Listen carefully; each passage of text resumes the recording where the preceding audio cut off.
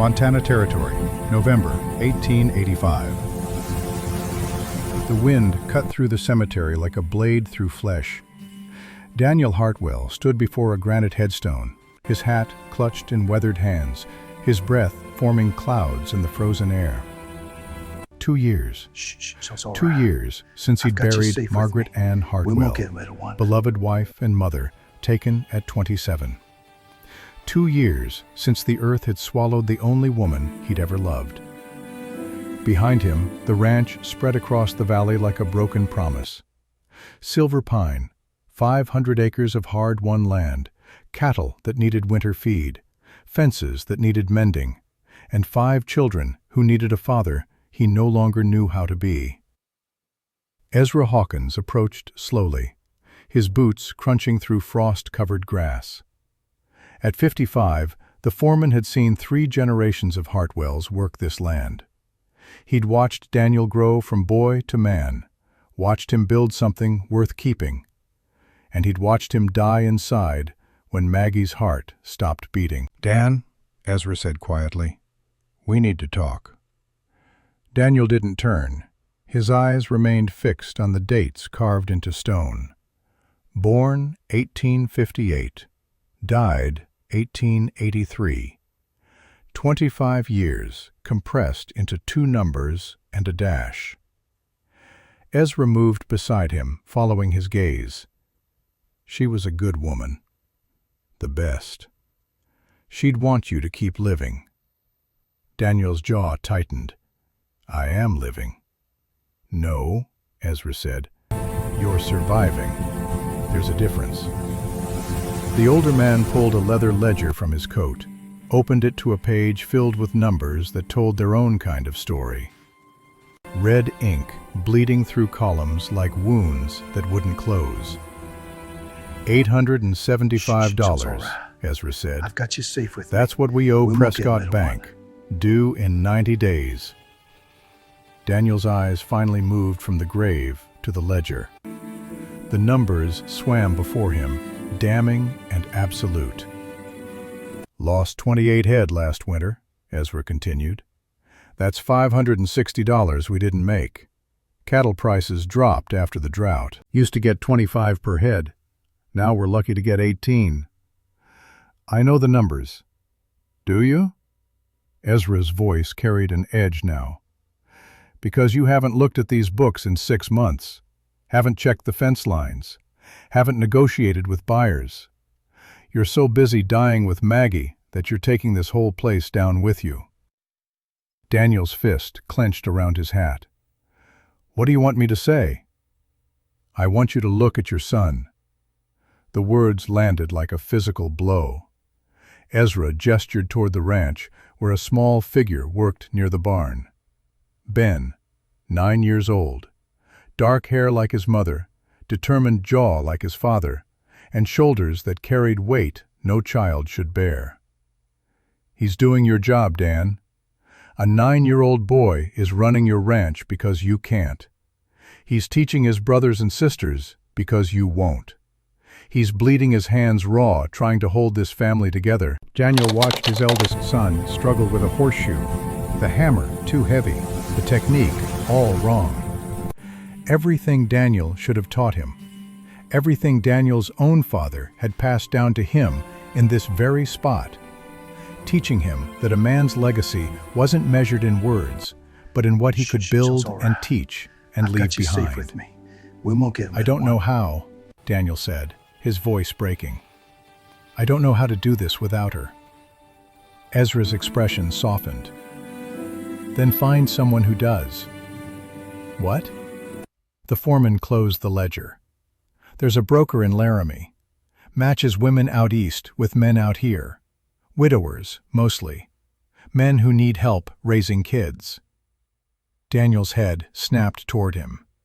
"You want me to replace Maggie?" "I want you to save your children." Ezra's voice was firm. "You got 5 kids in that house, Dan. 5 souls depending on you. Ben's working himself to death, trying to be you. Rose hasn't spoken a word since she watched her mama die. Ollie's angry at everything. Lucy wakes up screaming every night, and Lottie, she don't even remember having a mother. Each name was a knife, each truth a wound. Under the Homestead Act of 1862, Ezra continued, bank can foreclose if you're 3 months delinquent. We're 2 months in already. You got 90 days to come up with $875, or we lose everything. And even if we scrape together the money, these kids need more than food and shelter. They need raising, proper raising, by someone who ain't dying inside. Daniel looked back at Maggie's grave. The stone seemed to stare at him, accusing. You promised, it said. You promised to take care of them. I'll write the broker, Daniel said finally. Tonight. Ezra nodded. Good man. But as the foreman walked away, Daniel remained frozen, wondering if a good man would betray his wife's memory so easily. Wondering if Maggie would understand. Wondering if he'd ever be whole again. 300 miles east, in a cramped attorney's office in Cheyenne, Wyoming, Clara Whitmore signed her life away for $300. The pen scratched across paper, black ink on white parchment. A contract that reduced a human soul to terms and conditions. The attorney, a thin man named Pendleton with calculating eyes, stamped the document with practiced efficiency. You understand what you're agreeing to? He didn't look up. I understand. Clara's voice was steady, despite the tremor in her hands. Say it for the record. Her throat tightened. I agree to marry Daniel Hartwell of Silver Pine Ranch, Montana Territory, in exchange for $300 paid to my family. And you enter this arrangement willingly? Willingly. The word tasted like ash. Her father had been dead 3 days. Consumption had hollowed him out over 6 months, turning a strong man into a skeleton that coughed blood and couldn't catch his breath. The doctor's bills had piled up like snow in winter. $280 for medicine that didn't work. Morphine for pain that never ended. A funeral that took the last of everything. Her mother hadn't eaten in 2 days. Her brother Samuel, 14 and desperate, had already tried to get work in the mines. The same mines that had given their father the lung disease that killed him. 3 generations of Whitmores, destroyed by holes in the ground. Yes, Clara said, willingly. Pendleton slid the document into a folder. The stage leaves tomorrow at dawn. Mr. Hartwell's foreman will collect you in Willow Springs. The marriage will be performed upon arrival. Clara's heart stuttered. Upon arrival? But I haven't even met him. You're not a bride, Miss Whitmore. Pendleton finally met her eyes. You're a solution to a problem. 5 motherless children need raising. A ranch needs running. You need money. Everyone gets what they want. Except a choice. His expression didn't change. Choice is for the wealthy, Miss Whitmore. People like us, we take what we can get. He handed her a thin envelope. Your copy. The money will be wired to your mother tonight. Clara stood on legs that felt disconnected from her body. Her entire future decided in 15 minutes. Sold for the price of 15 cattle. Outside, her mother Catherine waited, hunched against November wind that cut through her threadbare coat. At 42, she looked 60. Grief and poverty had carved deep lines into her face, turned her hair gray, bent her spine. Is it done? Catherine's voice cracked. It's done. Her mother's face crumpled. Clara, I'm so sorry. I'm so sorry. Don't. Clara's voice came out harder than intended. Don't apologize. It doesn't change anything. If there was any other way. There isn't. We both know that." Catherine reached for her daughter, but Clara stepped back. If her mother touched her now, she would break. And she couldn't afford to break. Not yet. Not when Samuel and Patience still needed to eat. "I need to pack," Clara said. "The stage leaves at dawn." That night, Clara sat in the room she'd slept in since childhood. By tomorrow night, it would belong to someone else. The new family buying their house had 3 sons. They'd probably turn her room into storage. Everything Clara owned fit into one trunk. 3 dresses, carefully mended. Her mother's Bible with family names written inside. A worn copy of Jane Eyre that she'd read so many times the spine had split. A daguerreotype of her father from before the sickness. And buried at the bottom, wrapped in cloth, her teaching certificate from the Cheyenne Normal School. She'd earned it last spring. Had dreams of teaching in a schoolhouse, shaping young minds, making something of herself beyond just survival. Those dreams weighed nothing now, lighter than air, worthless as the paper they were printed on. A knock at the door. "Clara?" Samuel's voice, cracking the way it did lately, as 14 struggled toward 15. "Come in." Her brother entered, all gangly limbs and serious eyes.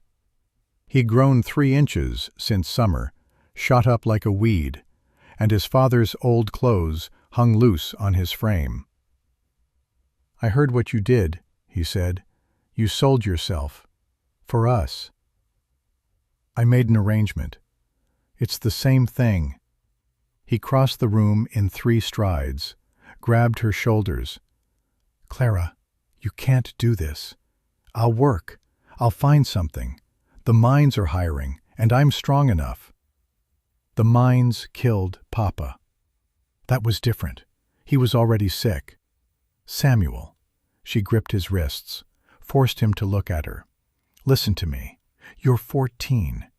Patience is 10. Mama can barely stand. If I don't do this, you all die. It's that simple." "But what about you?" "I'll survive." She released him, turned back to her packing. "I always do." "You don't even know him, this Hartwell. He could be cruel. He could be anything." "He's a widower with 5 children who need someone to care for them. He's not buying a wife. He's hiring a mother." Clara closed her trunk with a decisive click. "The attorney said his reputation is solid, fair with his workers, devoted to his children. That's more than many women get." "It's not enough. It's what there is." Samuel stood there, fists clenched, tears streaming down his face. 14 years old and trying so hard to be a man. Trying so hard to fix things he couldn't fix. Clara pulled him into a fierce hug. "Take care of them, Mama and Patience. That's your job now." "I should be taking care of you." "You are, by letting me do this." She pulled back, forced a smile she didn't feel. "Write to me. Tell me everything. I want to know about your life, every boring, wonderful detail." "Promise me," he whispered. "Promise you'll be okay." She couldn't promise that, but she could lie. "I promise." He left. Clara sat on her bed and stared at the wall until her candle burned down to nothing. The stage left at dawn, cold and rattling, pulled by 4 tired horses through landscape that grew wilder with each passing mile. 3 days of frozen roads and gray skies. 3 days of watching her old life disappear behind her and her new life approach like a storm on the horizon. The other passengers kept to themselves. A traveling salesman with cases full of patent medicine, a widow in black who never spoke, a cowboy who smelled of whiskey and regret. Clara didn't try to make conversation. What was there to say? On the morning of the 3rd day, Willow Springs appeared through frost-covered windows. One main street, a church with a white steeple, a general store, a saloon, a handful of houses scattered like dice on brown earth. Her new home. A man waited beside a wagon, hat in weathered hands. 55 or so, face lined by sun and wind, eyes that had seen too much. "Miss Whitmore?" "Yes." "Ezra Hawkins, foreman at Silver Pine. Mr. Hartwell sent me to collect you." He didn't come himself. The thought arrived uninvited. Clara pushed it away. Of course he didn't come. He had 5 children and a ranch to run. Ezra loaded her trunk, helped her onto the wagon seat. The horses stamped impatiently, breath fogging in the cold air.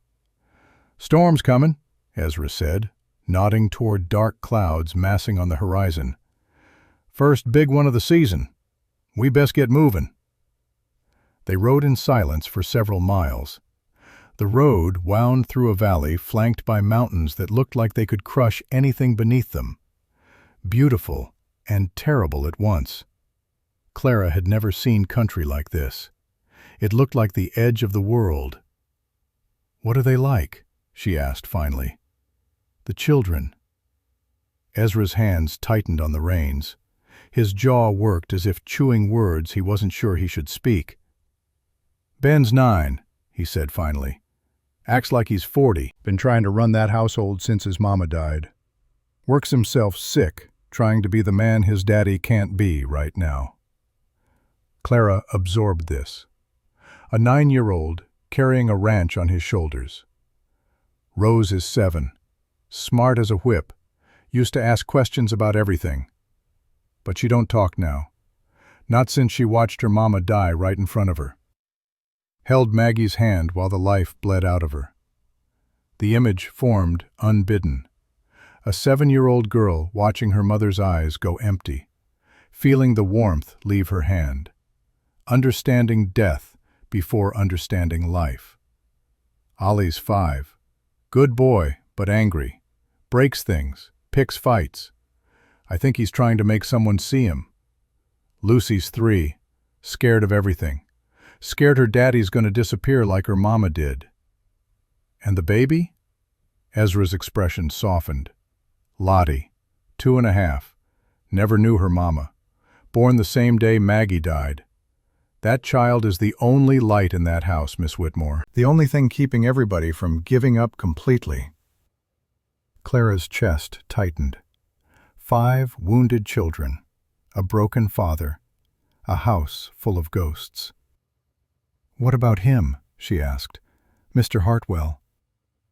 Ezra was quiet for a long moment. "Daniel Hartwell is the finest man I ever knew. Honest, hard-working, loyal. When his wife died, something in him died too." He glanced at Clara. "He ain't buying a wife, Miss Whitmore. He's buying a chance for his children to have something like a normal life. That's all he wants. All he can want anymore." "And what about what I want?" "With respect, ma'am, that ain't part of the equation." The words stung because they were true. Clara turned her face toward the mountains and said nothing. Silver Pine Ranch appeared as the sun dropped toward the peaks. 2-story house, big red barn, smoke rising from the chimney, fences that needed repair, cattle scattered across brown fields. A place that should have felt welcoming, but instead felt like a fortress against the world. Before the wagon stopped, the front door burst open. A little girl emerged, 3 years old, dark curls, enormous brown eyes, thumb jammed in her mouth. She froze when she saw Clara. "That's Lucy," Ezra said quietly. "Don't expect much from her. She don't warm up to strangers."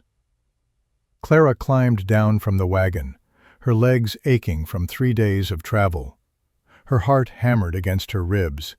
She crouched to Lucy's level, making herself small, non-threatening.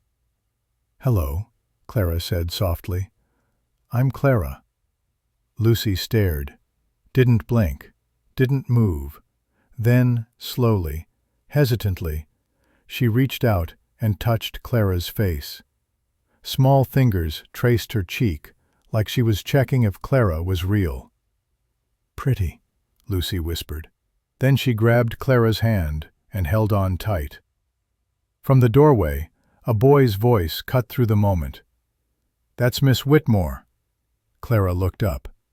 Ben, 9 years old, face like stone, eyes that had seen too much too soon.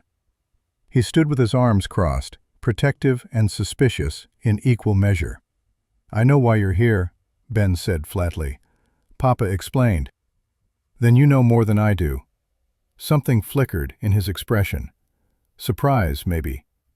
He'd probably expected her to pretend, to play nice, to lie about what this was. "Ben, take your brother and sisters inside." A new voice, deep, rough, commanding. Clara turned. Daniel Hartwell stood at the corner of the house, snow dusting his dark hair. His coat was worn, his boots muddy, his face weathered beyond his 29 years. Grief had carved his features into something hard and distant. But his eyes burned with something Clara couldn't name. Pain, perhaps, or rage at the unfairness of everything. "Miss Whitmore," he said. "Mr. Hartwell." They stared at each other. Strangers bound by contract. Two people whose lives had been reduced to necessity. Children. Inside. Now. Ben gathered his siblings. Lucy clung to Clara's hand until the last moment, reluctant to let go. Then they were gone, and Clara was alone with the man she'd been sold to. "Walk with me." It wasn't a request. Clara followed him toward the barn, away from the house, away from listening ears. The cold bit through her thin coat. Her boots crunched on frozen ground. Daniel stopped beside the corral fence. His hands gripped the top rail, knuckles white. "I need to tell you something," he said. "I'm listening." "I didn't want this." His voice was rough. "Bringing a stranger into my home, into my children's lives. I fought it for 2 years, told myself I could manage alone. But you couldn't." "No." The words sounded torn from him. "Ben's killing himself trying to be the man of the house. Rose hasn't spoken since she watched her mother die in front of her. Lucy screams if I leave her sight. Ollie's angry all the time and I don't know why. And Lottie, she needs a mother. They all do. I can't give them that. I don't know how." "So you bought one?" He finally looked at her. "Yes. Does that disgust you?" Clara considered the question carefully. Did it disgust her? Being purchased like livestock. Being brought here to fill a dead woman's shoes. "No," she said slowly. "It doesn't disgust me. It makes me sad for all of us." His brow furrowed. "Sad? You lost your wife. Your children lost their mother. I lost my future." She met his gaze steadily. "We're all grieving something, Mr. Hartwell. We're all paying a price we didn't choose. Being disgusted would be a waste of energy I don't have." He stared at her for a long moment.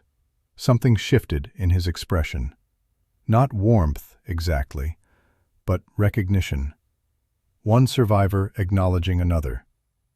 "You're not what I expected," he said. "What did you expect?" "Someone weaker. Someone who'd cry and complain and make this harder than it already is." "I cried plenty before I got here. I don't have any tears left." Daniel nodded slowly. Then he pushed off from the fence, his posture straightening as if preparing for battle. "Here's what you need to know. Will you treat me with basic human respect?" "Yes." "Will your children be allowed to love me, or will I always be the intruder?" "That's up to them. And you." Will you expect me to share your bed? Silence, long and heavy. The wind howled. A crow called from somewhere distant. No, Daniel said finally. His voice dropped. Not unless you want to. Not ever unless you want to. Clara exhaled slowly. Then we understand each other. The Reverend comes tomorrow at 9. Her heart lurched. Tomorrow? After that, you'll be my wife. The house is yours to run as you see fit. The children need structure, discipline, warmth, whatever you think is best. As for me, I'll be in the barn, in the fields, wherever the work is. He turned to walk away. I'm not good company, Miss Whitmore. I haven't been for a long time. You'll find it easier if you don't expect much from me. I stopped expecting things a long time ago. He paused, looked back at her. Something in his eyes softened just slightly. Welcome to Silver Pine Ranch. Then he walked away, disappearing into the barn, leaving Clara alone with the coming storm and the weight of everything she'd just agreed to. She stood there for a long moment, looking at the house that would be her home, the mountains rising behind it, the sky darkening with weather and fate. Tomorrow she would be married. Tomorrow she would become mother to 5 strangers. Tomorrow her old life would end completely. But tonight she was still Clara Whitmore. And Clara Whitmore had always been a survivor. She turned toward the house, squared her shoulders, and walked through the door to meet her future. The house smelled of old grief and neglect. Clara stepped inside and found 5 children arranged like a portrait of loss. Ben stood rigid by the mantel, trying to be a man in a boy's body. Rose sat perfectly still in a rocking chair, gray eyes vacant and distant. Ollie lay on the floor with a carved wooden horse but wasn't playing, just holding it like a talisman against loneliness. Lucy had wedged herself into a corner, thumb in mouth, watching everything with fearful eyes. And in a cradle by the hearth, a baby with red curls slept peacefully, unaware that she'd never known the arms that should have held her first. Clara stood in the doorway, taking inventory. The main room was clean, but lifeless. No flowers, no color. Just functional furniture arranged by someone who'd forgotten that houses were meant to be homes. I'm hungry. Ollie's voice broke the silence. When's supper? Ben's face tightened with responsibility far too heavy for 9 years. I'll make something. No. Clara moved toward the kitchen. I'll do it. Ben, show me where things are. The boy's jaw clenched. I don't need help. I didn't say you did. I said, show me where things are. Clara kept her voice calm but firm. This is my job now. Let me do it. For a moment, she thought he'd refuse, thought he'd hold on to his burden out of pride or fear or the terrible belief that if he stopped carrying everything, it would all fall apart. Then something in him crumbled just slightly, and he nodded. The kitchen was better stocked than Clara expected. Flour, potatoes, preserved vegetables, salt pork. Simple ingredients, but enough to work with. She found an apron hanging by the stove, slipped it on, and began organizing with the efficiency of someone who'd been cooking since she could reach a counter. There's eggs in the cold cellar, Ben said grudgingly. And butter. Mrs. Patterson from town brought bread yesterday. That's a good start. Clara began pulling out what she needed. How long since you had a proper hot meal? We eat fine. That's not what I asked. Ben was quiet for a moment. When he spoke again, his voice had gone soft. Mama used to make stew with dumplings on Sundays. Her recipe. Papa's favorite. I can make stew with dumplings. It won't taste the same. No, Clara agreed, reaching for a knife. It won't. Tom, I'm not here to replace your mother. Nobody could do that. I'm here to help, that's all. Papa says you're going to be our stepmother. I'm going to be someone who takes care of you. What you call me is up to you. He studied her with those two old eyes, weighing and judging, trying to decide if she was lying or if maybe, just maybe, she meant what she said. Will says you're pretty, Ben offered finally. He thinks that's important. What do you think? I think pretty doesn't keep people alive. Clara almost smiled. You're right. It doesn't. Being smart keeps people alive. Being strong. Being willing to do what needs doing. She turned back to her work. You want to help me peel these potatoes? A long pause. Then Ben stepped up beside her and reached for a knife. They worked in silence, side by side. It wasn't comfort, it wasn't trust, but it was something. A beginning. Supper was simple. Fried potatoes with onions and eggs. The bread Mrs. Patterson had brought, still soft. Preserved apple butter Clara found in the pantry. Not a feast, but hot and filling, and made with care. The children ate like they'd forgotten what a real meal tasted like. Even Rose, silent and staring, cleaned her plate with mechanical precision. Ollie asked for seconds. Lucy actually smiled when Clara put more butter on her bread. And baby Lottie, awake now and perched on Ben's hip, grabbed at everything with sticky fingers and laughed when Ollie made faces at her.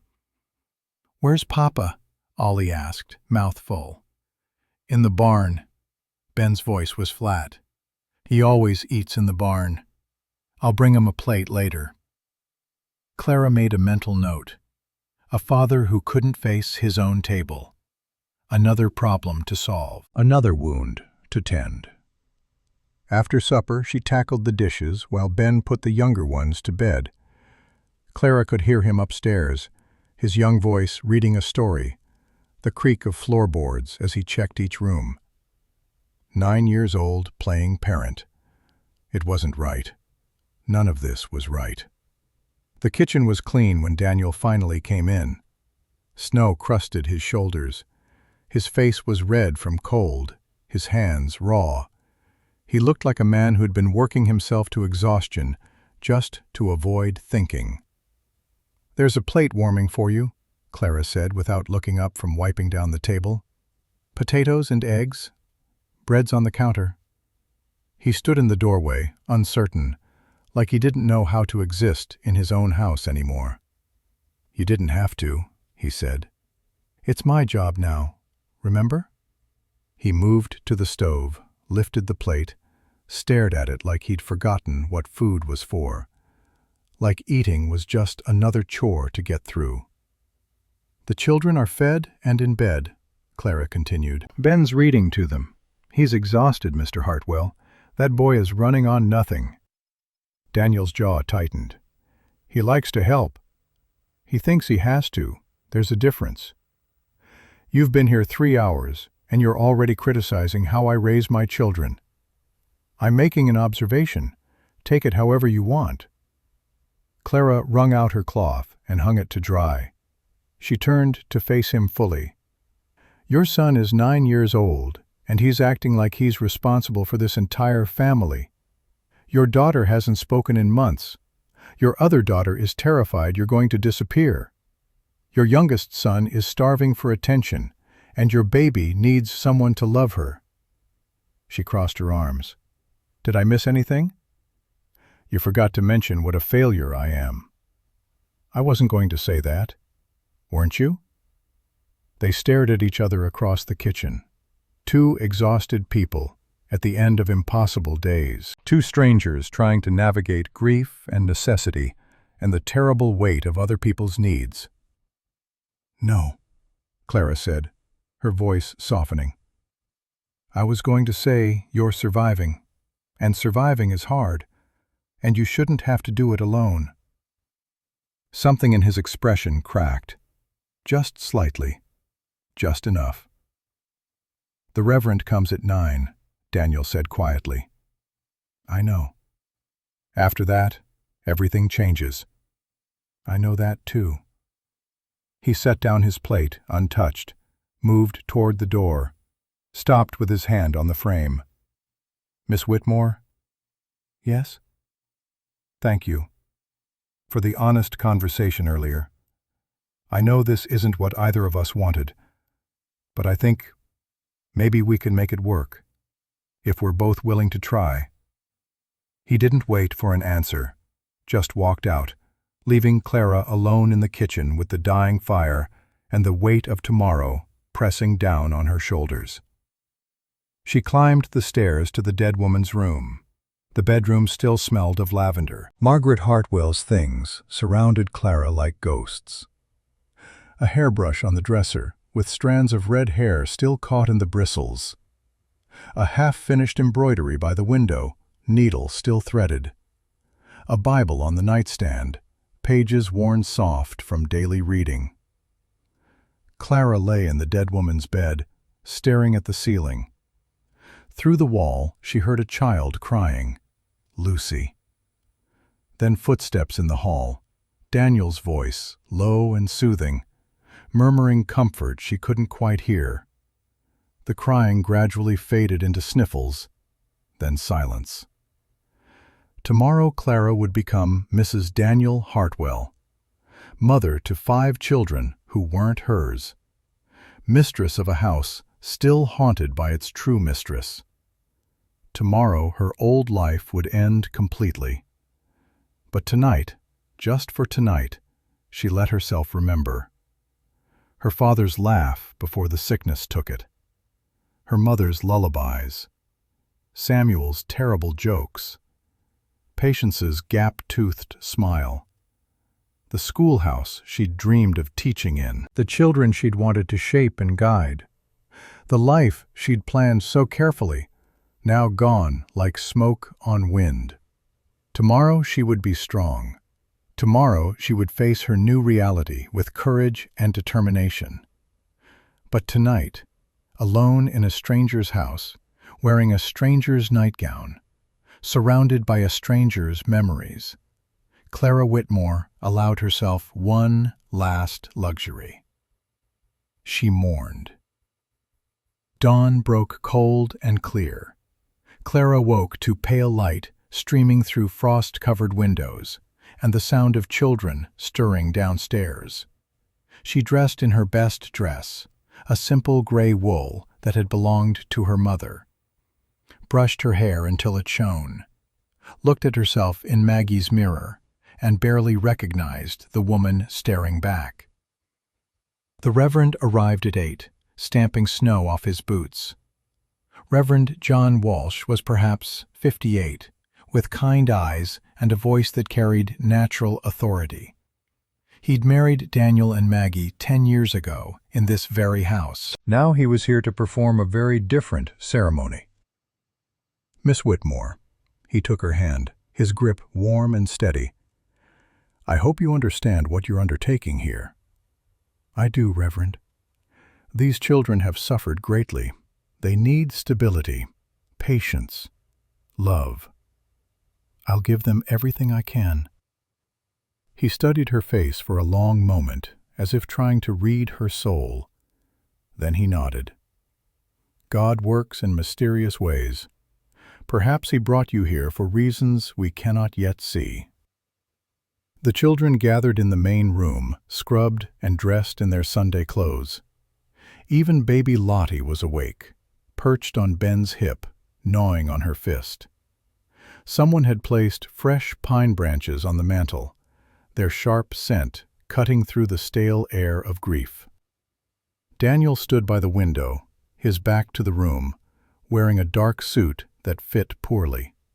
His shoulders were rigid, his hands clasped behind his back. "Ah, the bride and groom," Reverend Walsh positioned himself before the fireplace. "Come, come, let's get you two properly wed before this weather turns." Clara crossed to stand beside Daniel. He didn't look at her, just stared out the window at the mountains rising in the distance. "Dearly beloved," the Reverend began, "we are gathered here in the sight of God to join this man and this woman in holy matrimony." The words washed over Clara like water. She heard them without processing them. Something about honor, something about cherish, something about till death do us part. Death had already parted this family once. It hung in the room like a presence, that other woman, that other wife whose place Clara was taking. "Do you, Daniel James Hartwell, take this woman to be your lawfully wedded wife, to have and to hold from this day forward, for better or worse, for richer or poorer, in sickness and in health, till death do you part?" Daniel's jaw tightened. His voice came out rough. "I do." "And do you, Clara Catherine Whitmore, take this man to be your lawfully wedded husband, to have and to hold from this day forward, for better or worse, for richer or poorer, in sickness and in health, till death do you part?" Clara's voice came out steadier than she expected. "I do." "Then by the power vested in me by God and the Montana Territory, I pronounce you man and wife." The Reverend closed his Bible.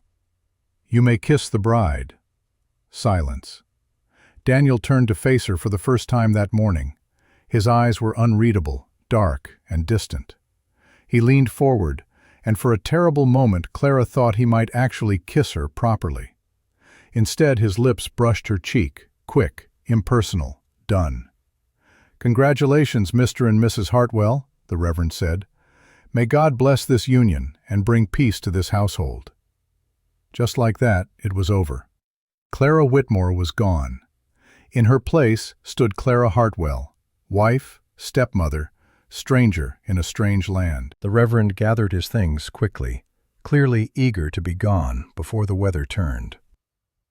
"I'll check on you folks in a few weeks, see how you're settling in." He left. The door closed behind him. The room fell silent, except for the pop and crackle of the fire. "Well," Daniel said, "that's done." Such romantic words. Clara might have laughed if she'd remembered how. "Papa," Ollie tugged at his father's coat, "does this mean she's our mama now?" "She's your stepmother." "What's the difference?" Daniel opened his mouth, then closed it. He looked at Clara helplessly, clearly out of his depth. "The difference," Clara said carefully, crouching to Ollie's level, "is that I didn't give birth to you. But I'm going to take care of you just the same. Is that all right?" Ollie considered this with the seriousness only a 5-year-old could manage. "I guess. Can you make pancakes?" "I can make pancakes. Mama used to make pancakes with honey." "Then I'll make them with honey." Ollie nodded, apparently satisfied. He wandered off to play, the profound event of his father's remarriage already forgotten in the face of more important concerns. Like pancakes. Lucy hadn't moved from her spot by the fireplace. She still had her thumb in her mouth, but her eyes tracked Clara's every movement. "Lucy," Clara said softly, "are you all right?" The little girl removed her thumb long enough to whisper, "You stay?" The question hit Clara like a physical blow. This child had already lost one mother. She was terrified of losing another. "Yes," Clara said firmly, "I'm staying." "Promise?" "I promise." Lucy nodded solemnly. Then she crossed the space between them and climbed into Clara's lap, curling up like a kitten seeking warmth. Her small body trembled slightly. Clara held her close, stroking her dark curls. What else could she do? Over Lucy's head, she saw Daniel watching. His expression was strange. pained, like he was seeing something he thought was lost forever. Then he turned abruptly and walked out the door, letting it slam behind him. "He always does that," Ben said quietly. "Goes to the barn when things get too much." "I know," Clara said. "Are you going to fix him?"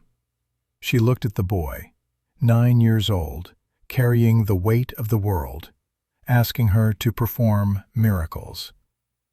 "I don't know if anyone can fix someone else," she said honestly, "but I'm going to try to help all of you."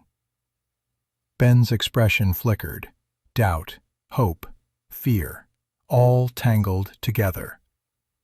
"Rose is the hardest," he said, glancing at his sister, still sitting motionless in the rocking chair. "She used to talk all the time.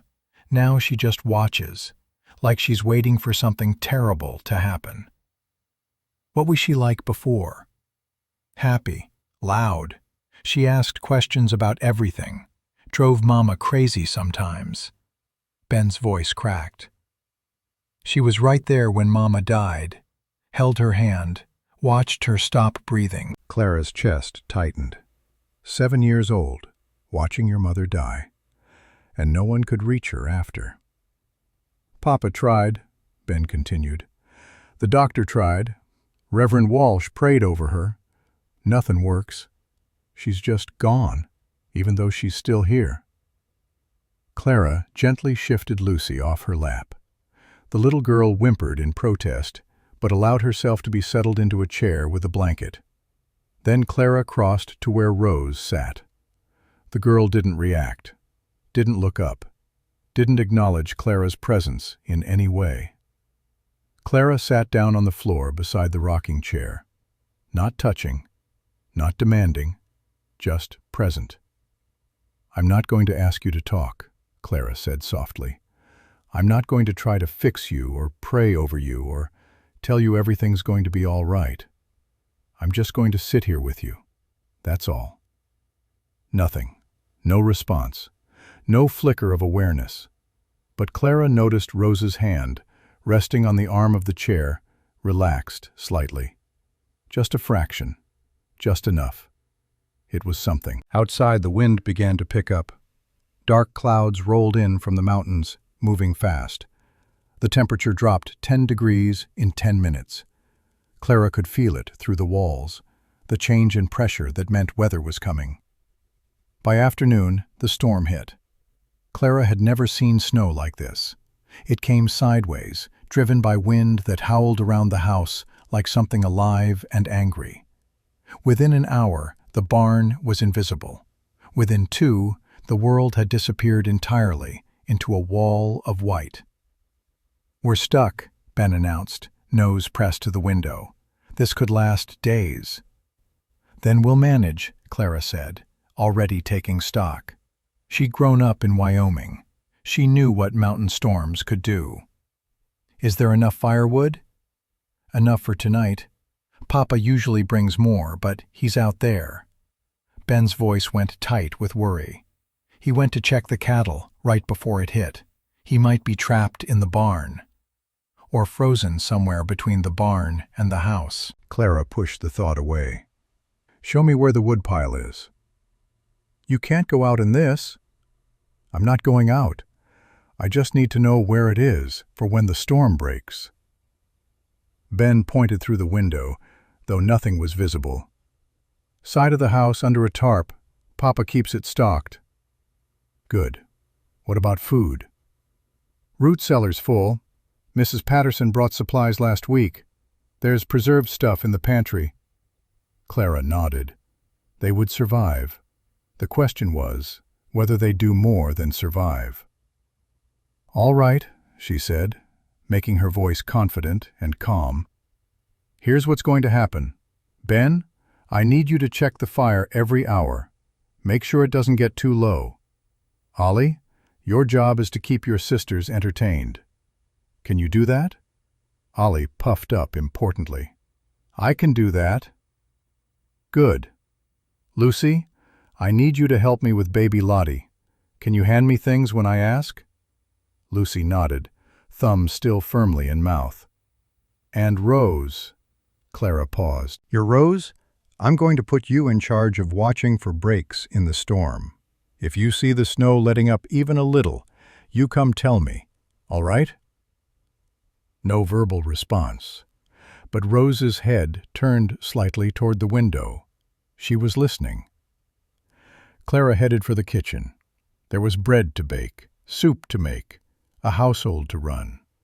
No time for fear, no time for doubt, just work. She was elbow-deep in bread dough when Lucy appeared at her side. "Hungry," Lucy said. "Soup's almost ready. Can you wait a few more minutes?" Lucy considered this seriously. "I wait." "Good girl." Clara kept kneading, her hands finding rhythm in the familiar motion. "Lucy, can I ask you something?" A tiny nod. "What was your mama like?" Lucy's face crumpled. For a moment Clara thought she'd made a terrible mistake. Then Lucy whispered, "Warm. She was warm." "Warm is good." "You warm too." Clara set down the dough, wiped her hands, crouched to Lucy's level. "I try to be. Would you like to check?" She held out her arms. Lucy hesitated. Then, slowly, she stepped into the embrace. Her small body was tense at first, rigid with fear and grief and the expectation of loss. But as Clara held her, the tension began to drain away. "Warm," Lucy murmured against Clara's shoulder. "You warm." They stayed that way for a long moment, the storm raging outside, the bread dough waiting. The world reduced to this simple comfort of human touch. When Lucy finally pulled back, her eyes were wet, but her expression was calmer. "I help with bread," she declared. "I'd like that very much." They made bread together, Lucy standing on a chair to reach the counter, her small hands covered in flour. She was clumsy, enthusiastic, terrible at kneading. Clara didn't correct her once. This wasn't about perfect bread. This was about a little girl learning that the world could be safe again. The storm raged for 3 days. Daniel came in at nightfall on the 3rd day, covered in snow from head to boot, face red from cold, ice crusted in his beard. He stamped his feet by the door and peeled off his frozen coat without looking at anyone. "The animals are settled," he said to the room at large. "Storm's not letting up. Might be days yet." "Supper's ready," Clara said, keeping her voice neutral. "Soup and fresh bread." He glanced at the table, set for 6, steam rising from the pot in the center. The children already seated, waiting. Baby Lottie banging a spoon against her high chair. For a moment, Clara saw him calculating escape routes, planning his retreat to the barn, where he could eat alone in the company of cattle and his own grief. "No," Clara said. Everyone froze. Even Lottie stopped banging her spoon. "No," Clara repeated, softer this time, but no less firm. "It's our wedding day. We're going to eat together as a family." Daniel's jaw tightened. She could see him building his walls brick by brick, ready to retreat into the fortress of his pain. "Papa," Ben's voice was small. "Please." Something cracked in Daniel's expression. The walls trembled. He looked at his eldest son, then at the other children watching with barely concealed hope, and something in him surrendered. "Fine," he said heavily. He sat down at the head of the table. "Let's eat." The meal was awkward at first. Spoons scraping bowls, the howl of wind outside, nobody knowing what to say. Then Ollie spilled his soup. It wasn't a small spill. It was catastrophic. The entire bowl tipping off the table, splashing across the floor, across Ollie's lap, across his face. Hot liquid everywhere. Ollie's eyes went huge with terror. He scrambled backward, already apologizing, words tumbling over each other. I'm sorry. I didn't mean to. It was an accident. Please don't be mad. I'm sorry." The reaction was so extreme, so panicked, that Clara's heart clenched. This child expected punishment, expected anger, expected pain. But before she could respond, Lucy did something unexpected. She laughed. It was a small laugh, rusty from disuse, but unmistakably a laugh. Then Ben made a sound that might have been a snort. Lottie gurgled happily, not understanding but responding to the shift in energy. And Daniel's face transformed. For just a moment, the grief lifted, and Clara saw someone else underneath. Someone younger. Someone who remembered how to smile. "It's just soup, son." His voice was rough, but not angry. "Soup cleans up. You're not hurt, are you?" Ollie stared at his father like he'd spoken a foreign language. "You're not mad?" "I've spilled plenty worse in my time."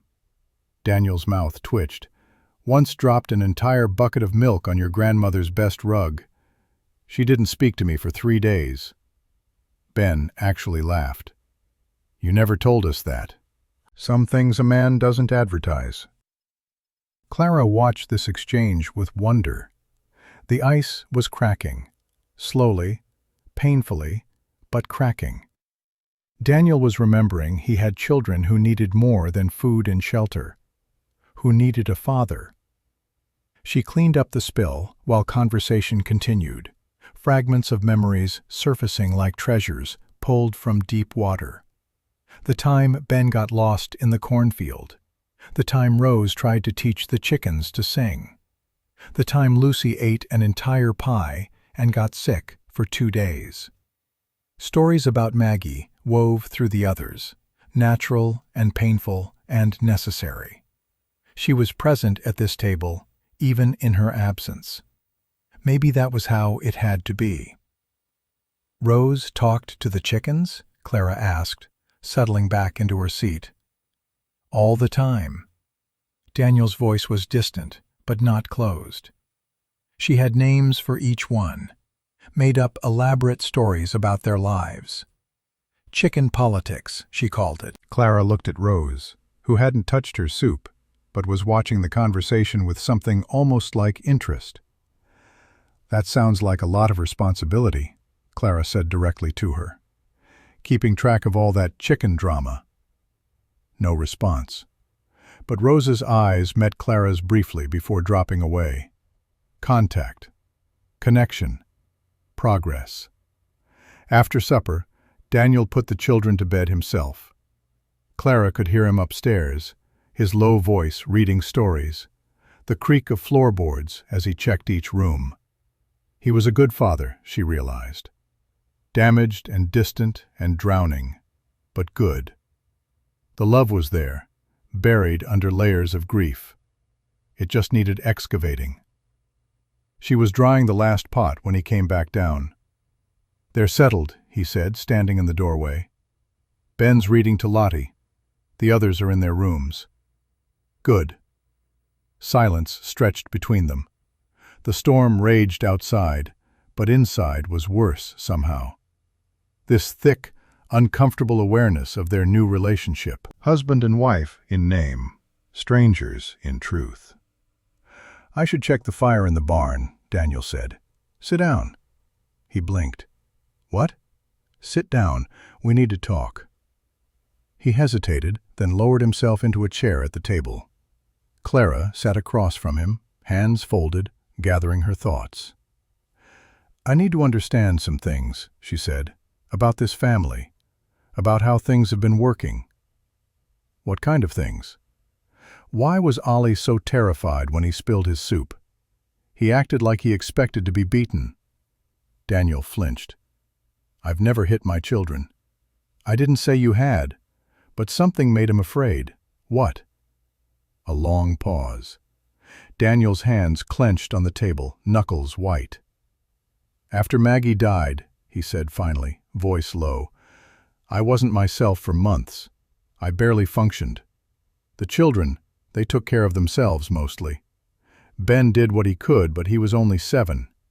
He stopped, swallowed hard. I yelled a lot. At nothing. At everything. The rage just came out of nowhere. I never hit them, but the yelling, the anger. His voice dropped to barely a whisper.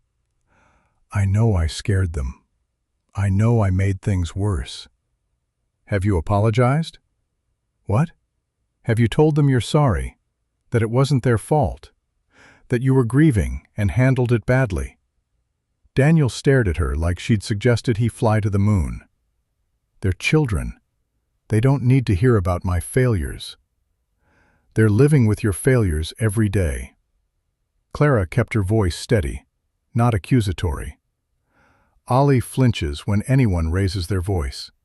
Lucy is terrified of abandonment. Ben has decided he has to be the adult because his father couldn't be. She leaned forward. Children aren't stupid, Mr. Hartwell.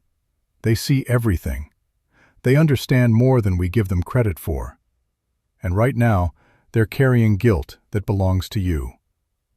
Guilt?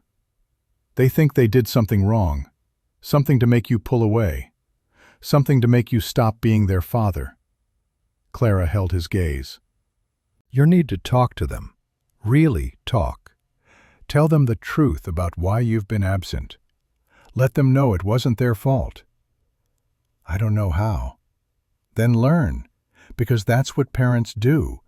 They learn. Daniel was silent for a long time. The fire crackled. The wind screamed.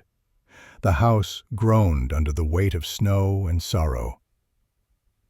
Maggie knew how, he said finally. She always knew what to say, what to do. I just followed her lead. Without her, I'm lost, Clara. Completely lost. It was the first time he'd used her name. The first time he'd admitted weakness so directly. Then let me help you find your way back, Clara said softly. He looked at her, really looked, and for the first time she saw something other than grief in his eyes. She saw hope, fragile, uncertain, but real. Why? He asked. Why do you care? This was supposed to be a business arrangement. You take care of the children, I provide a home. That's all. Because your children are already climbing into my heart, and I can't help them fully unless their father is there too. Clara held his gaze. Because I know what it's like to lose someone and have to keep going anyway. Because you're not a bad man, Daniel Hartwell. You're a broken man, and broken can be fixed. You really believe that? I have to. Otherwise, what's the point? The wind howled, the fire popped, and something between them shifted. Indefinable, but real. Not love, not yet. Maybe not ever, but understanding. Partnership. The beginning of something that might, with time, become more. We should get some sleep, Daniel said finally. Storm's going to keep us trapped here a while longer. Yes, Clara stood. Your room, Maggie's room. Is it all right? I know it must be strange. It's fine. It wasn't fine. It was uncomfortable and haunted and wrong. But Clara was getting used to things that weren't fine. I could clear it out, Daniel offered. Things, if you want. Not yet. Clara surprised herself with the words. The children might want to keep some of it, and I think we should let them decide when they're ready. Daniel nodded slowly. Maggie would have liked you. You don't know that. I do. She always said I was too stubborn, too closed off. She would have appreciated someone who pushes back. A ghost of a smile crossed his face. You push back. Someone has to. He stood, extended his hand. Clara took it, and he helped her to her feet. His hand was rough, calloused from work, but his grip was gentle. "Good night, Clara." "Good night, Daniel." She climbed the stairs to the dead woman's room, lay down in the dead woman's bed, closed her eyes in the dead woman's darkness. But for the first time since she'd arrived, Clara felt something other than despair. She felt possibility. The storm finally broke on the fourth morning. Clara woke to silence so profound it felt like a physical presence. No howling wind, no rattling windows, just stillness and pale light creeping through frost-covered glass. She found Daniel already in the kitchen, coffee in hand, staring out the window at a world transformed into white. Snow had drifted against the barn in waves taller than a man. The fences had disappeared entirely. "Roads won't be passable for days," he said without turning. "But the sky's clear. We can dig out." "The children are still sleeping. Let them rest. They'll need energy for what's coming." Daniel turned to look at her. Really look. And something passed between them. Something that wasn't quite trust, but was moving in that direction. "I'll be back by dark," he said, pulling on his coat. "Be careful." He nodded once and was gone. Clara watched him wade through the snow toward the barn, his figure growing smaller against the endless white. Then she turned to face another day of holding this fractured family together. By mid-morning, the children were awake and restless. Ben insisted on helping dig out the front porch. Ollie wanted to play in the snow immediately. Lucy clung to Clara's skirts, anxious despite the sunshine. And Rose sat by the window, watching the white world with those empty gray eyes. "Can we go outside?" Ollie bounced on his heels. "Please, please, please." "After breakfast, and only if you bundle up properly." I'll bundle so much." Clara smiled despite herself. Ollie's enthusiasm was exhausting, but contagious. Even Lucy perked up slightly at the prospect of snow play. After breakfast, she bundled them into every piece of warm clothing she could find. Coats over coats, scarves wrapped until only eyes showed. Boots that had probably belonged to older children years ago. "Ben, you're in charge outside," Clara said. "Don't let anyone wander off. Don't let anyone eat yellow snow." "Why would anyone eat?" Ollie started. "Just don't," Clara said firmly. She held the door open. 1 hour, then back inside to warm up. They tumbled out like puppies released from a pen. Ollie immediately face-planted in a drift and came up laughing. Ben started building something that might have been a fort. Lucy stood frozen at first, overwhelmed by so much white, then tentatively began making tiny footprints in a circle. Clara watched from the doorway, Lottie on her hip. The baby grabbed at the cold air with mittened hands, making sounds of pure delight. "Pretty," Lucy called back to Clara. "The snow is pretty."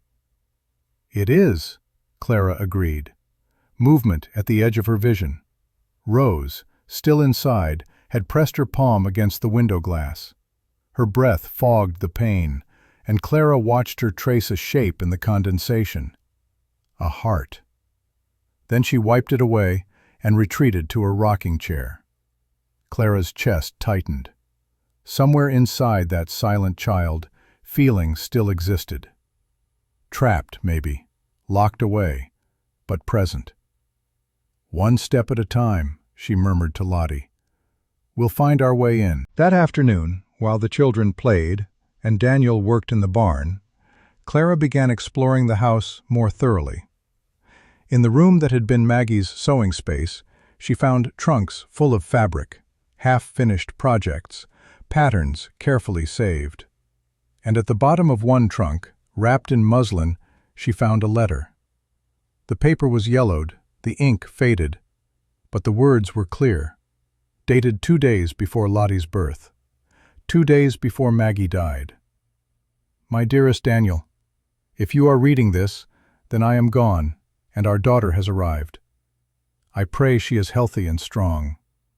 I pray you both survive what I could not. I am not afraid of dying, my love. I am afraid of leaving you. Afraid of what grief will do to the man I love. Afraid you will forget how to live. Promise me something. Promise me you will teach our children everything. How to work the land, how to love fiercely, how to survive loss and still find joy. Don't let grief steal their father too. And promise me, if you find someone who can help you remember how to live, you will let her in. You will not compare her to me or expect her to be me. You will give her a chance to be herself. I love you. I will always love you. But love is not a finite resource, Daniel. It multiplies. It adds. There is room in your heart for more than one woman, more than one kind of happiness. Live for me. Live for them. Live for yourself. All my love forever, Maggie. Clara's hands trembled as she read. Tears streamed down her face, blurring the words. This woman she'd never met, this ghost who haunted every corner of this house, had given Clara permission to be here, had asked her husband to let someone new into his heart. She folded the letter carefully, placed it back in the trunk. Daniel needed to read this, but not yet. Not until he was ready to hear what his wife had been trying to tell him for 2 years. That evening, after the children were in bed, after Daniel had come in from another long day of digging out and tending cattle, Clara found him by the fire. "I need to tell you something," she said. He looked up, wary. "What?" "I'm falling in love with your children." Silence. Daniel stared at her, his expression unreadable. "I didn't expect it," Clara continued. "I came here thinking this would be a job, a duty, a way to survive. But Ben's courage, Rose's silence that speaks volumes, Ollie's joy, Lucy's trust, Lottie's innocence." She shook her head. "They're climbing into my heart, and I can't stop them. I don't want to stop them." "Clara, I'm not asking for anything from you," she interrupted. "I'm just telling you the truth, because I think maybe they need to know that someone loves them, not because they have to, but because they choose to." Daniel stood, crossed to where she sat, and did something that shocked them both. He took her hand. "They're not the only ones climbing into hearts," he said quietly. Clara's breath caught. "Daniel." "I'm not ready," he said quickly. I'm not whole yet. I'm still broken in ways I don't know how to fix. But Clara, you've given me something I thought was dead. You've given me hope. And maybe that's where healing starts." He released her hand, stepped back, suddenly awkward. "Good night, Clara." "Good night, Daniel." But as he walked away, Clara saw it. The smallest smile. The first real smile she'd seen on his face since she arrived. Outside, the stars blazed in a clear sky. The storm had passed. Spring would come eventually. And maybe, just maybe, so would healing. In the dead woman's room, Clara lay awake, thinking about letters and promises, and the strange ways grief and hope could coexist in the same space. Tomorrow would bring new challenges, but tonight, for the first time since signing that contract in Cheyenne, Clara felt like she was exactly where she was meant to be. The becoming had begun. The days after the storm fell into rhythm. Daniel emerged from his fortress of grief in small increments, teaching Ben how to check fence lines, showing Ollie the proper way to feed chickens, even letting Lucy help with simple barn chores. Clara watched these moments with quiet satisfaction, careful not to draw attention to them, afraid that acknowledgement might break the spell.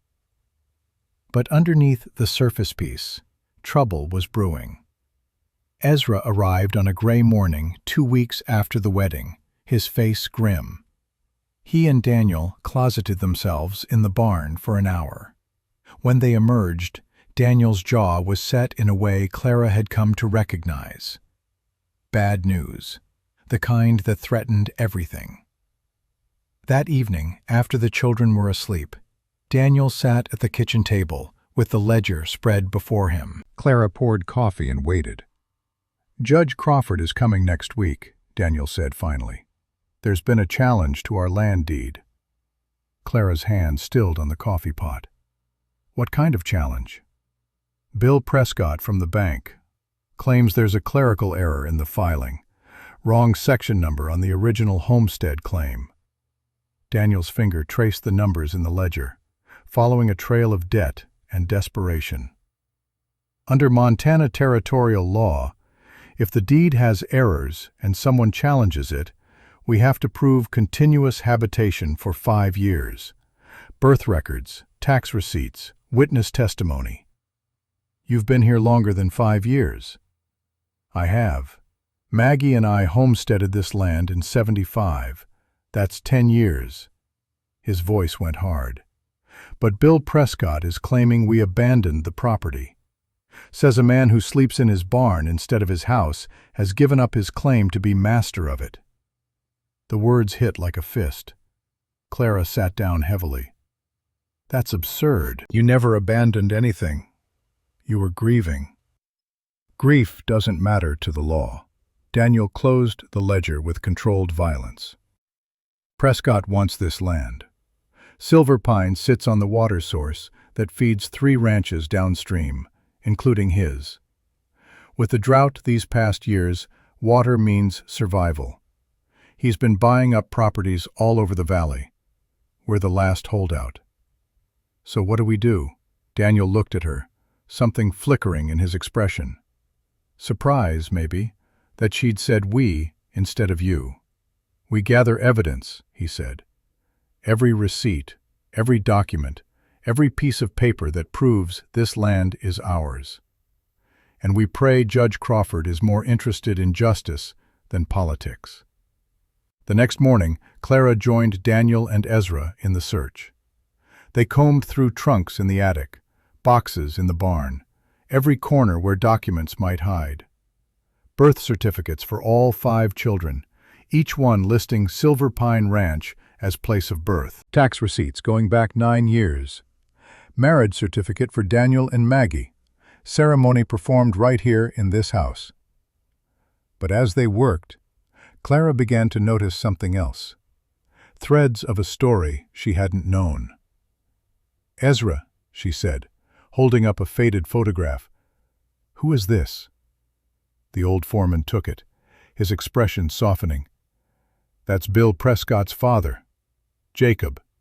This was taken in '61, year before he lost everything." "Lost what?" "His ranch. Jacob was a drunk, gambled away 3 generations of Prescott land. Bill was 12 when they got foreclosed on.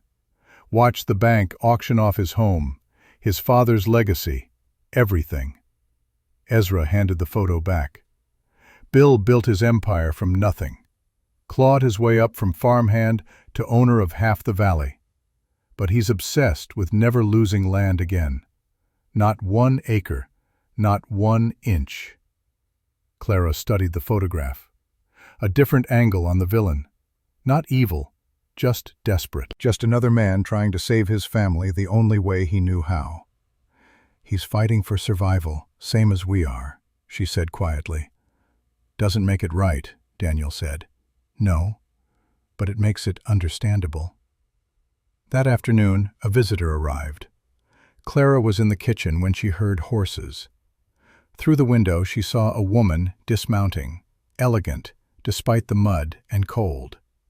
Behind her, a younger woman, pretty in a studied way: Helen Prescott and her daughter, Sophia. Clara met them at the door, positioning herself squarely in the entrance, welcoming but territorial. "Mrs. Prescott," she said evenly. "Mrs. Hartwell." Helen's emphasis on the title was unmistakable. She was perhaps 48, handsome in a severe way, with calculating eyes that swept over Clara like she was measuring a rival. "We came to check on the family. We were so worried after that dreadful storm." "How kind. As you can see, we're all well." Sophia stepped forward, and Clara saw her more clearly. 24 or so, with soft brown hair and eyes that held genuine warmth. Not what Clara expected. "May we come in?" Helen asked, though it was more demand than question. Clara stepped back just enough to allow entry. The two women moved into the main room where the children were playing. Rose looked up sharply, her face closing like a door slamming shut. "My goodness," Helen said, her gaze cataloging everything. "You've been busy. The house looks almost lived in again." "There's always work to be done." Helen settled herself on the settee without invitation. Sophia perched beside her, arranging her skirts, clearly uncomfortable with her mother's lack of manners. "We brought some things," Helen said. "Supplies from town. Mr. Henderson was kind enough to drive us."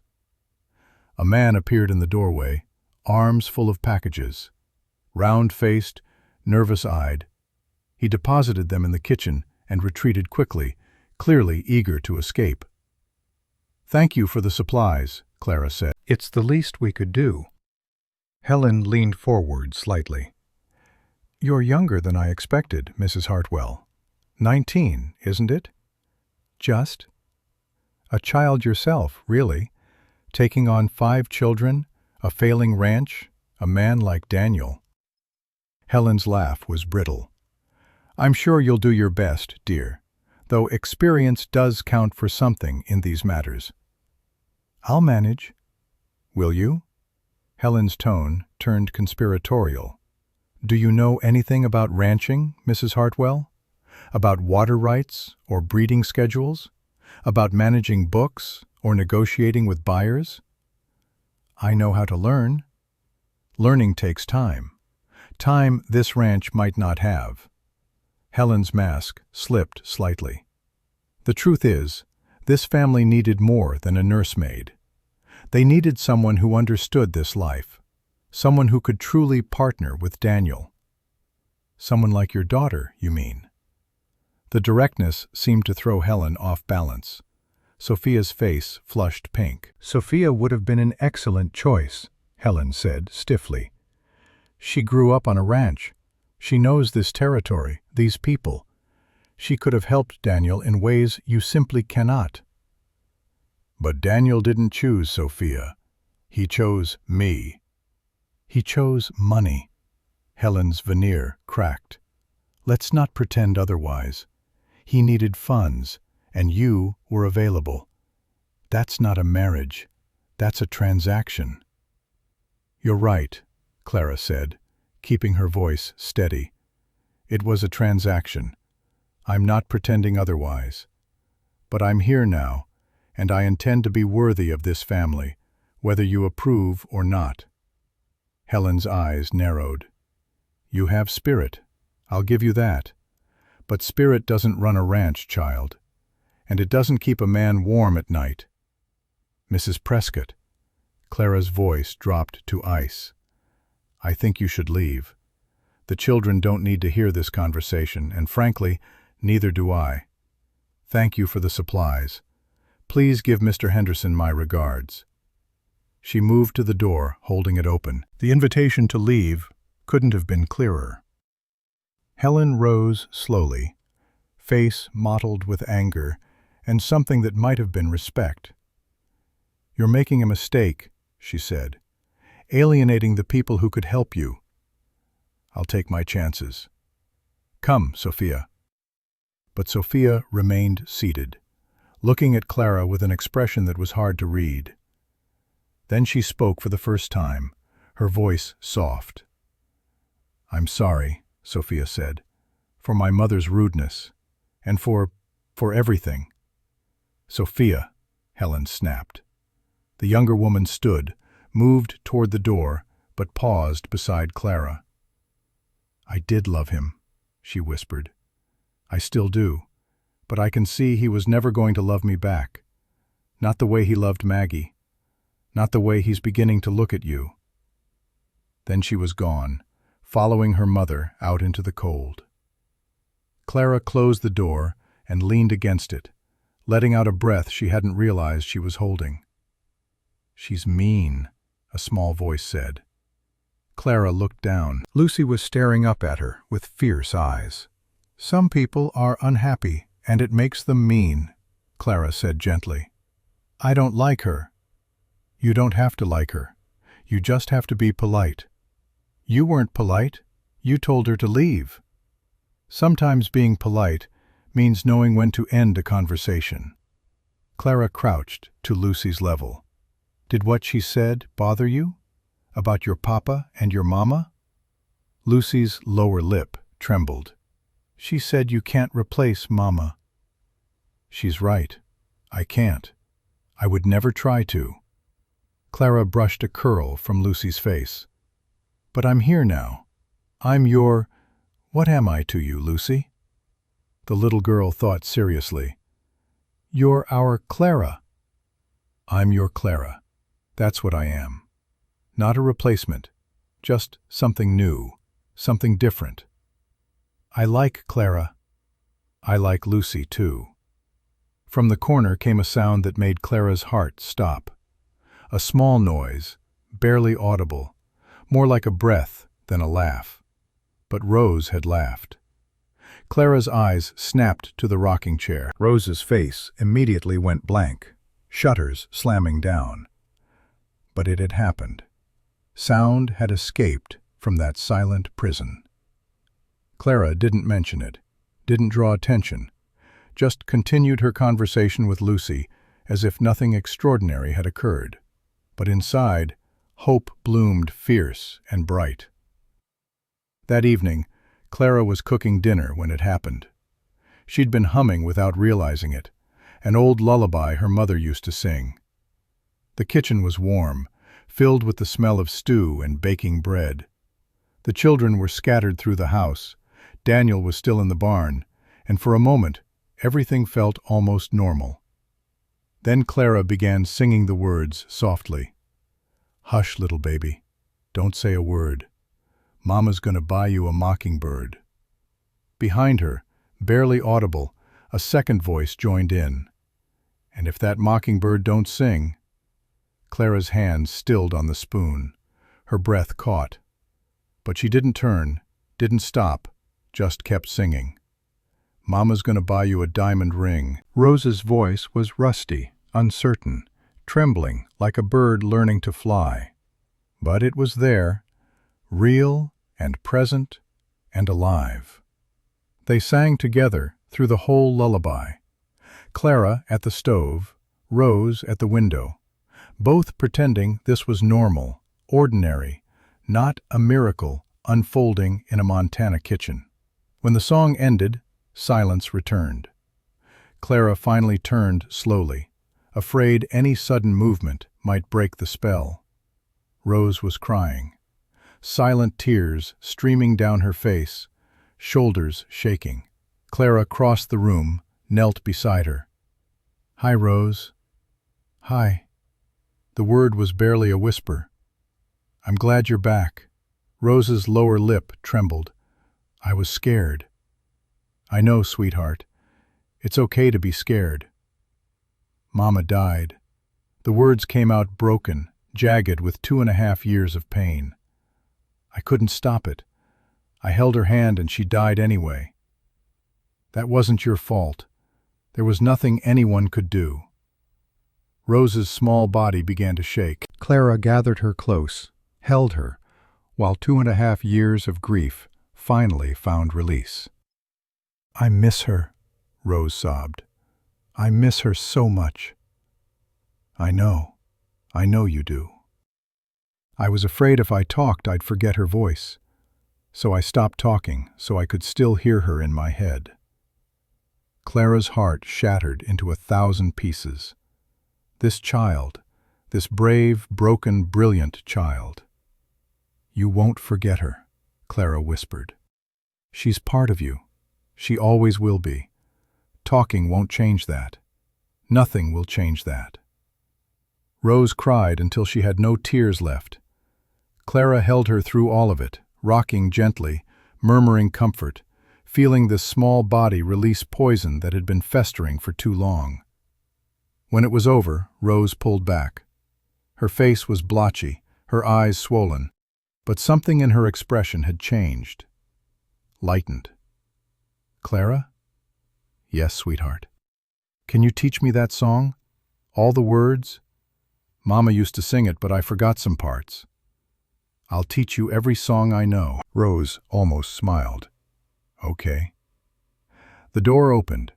Daniel stood there, snow on his shoulders, exhaustion in every line of his body. He started to speak, then froze. Rose turned toward him. "Hi, Papa." Daniel's face went white.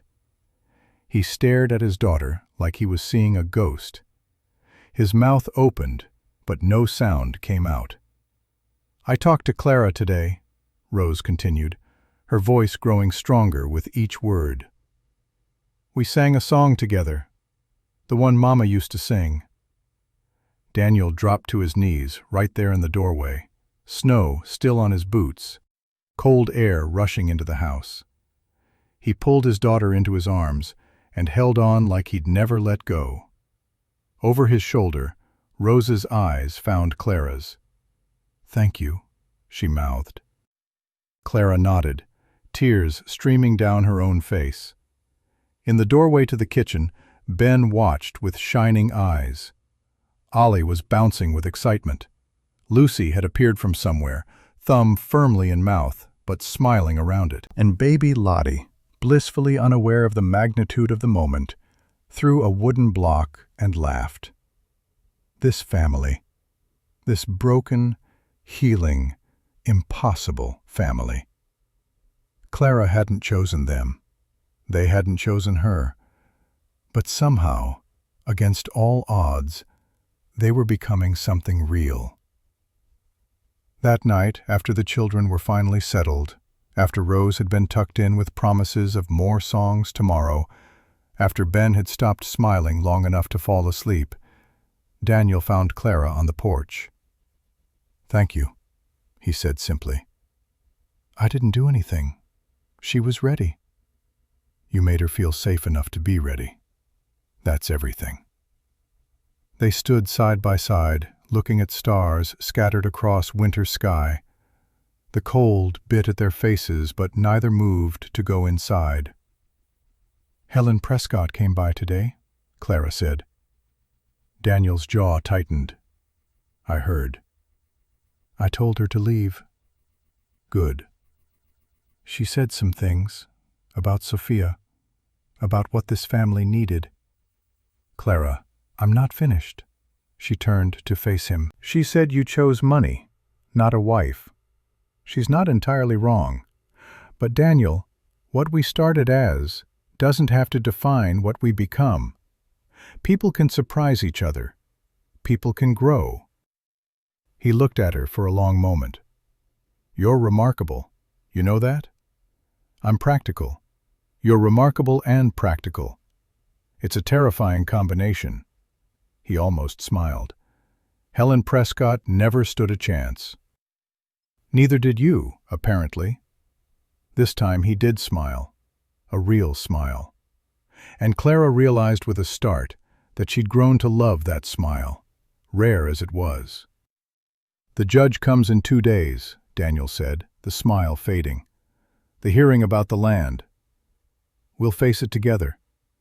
Clara, if we lose, we won't. But if we do, I want you to know. What you've done for these children, for me, in just 3 weeks, it matters.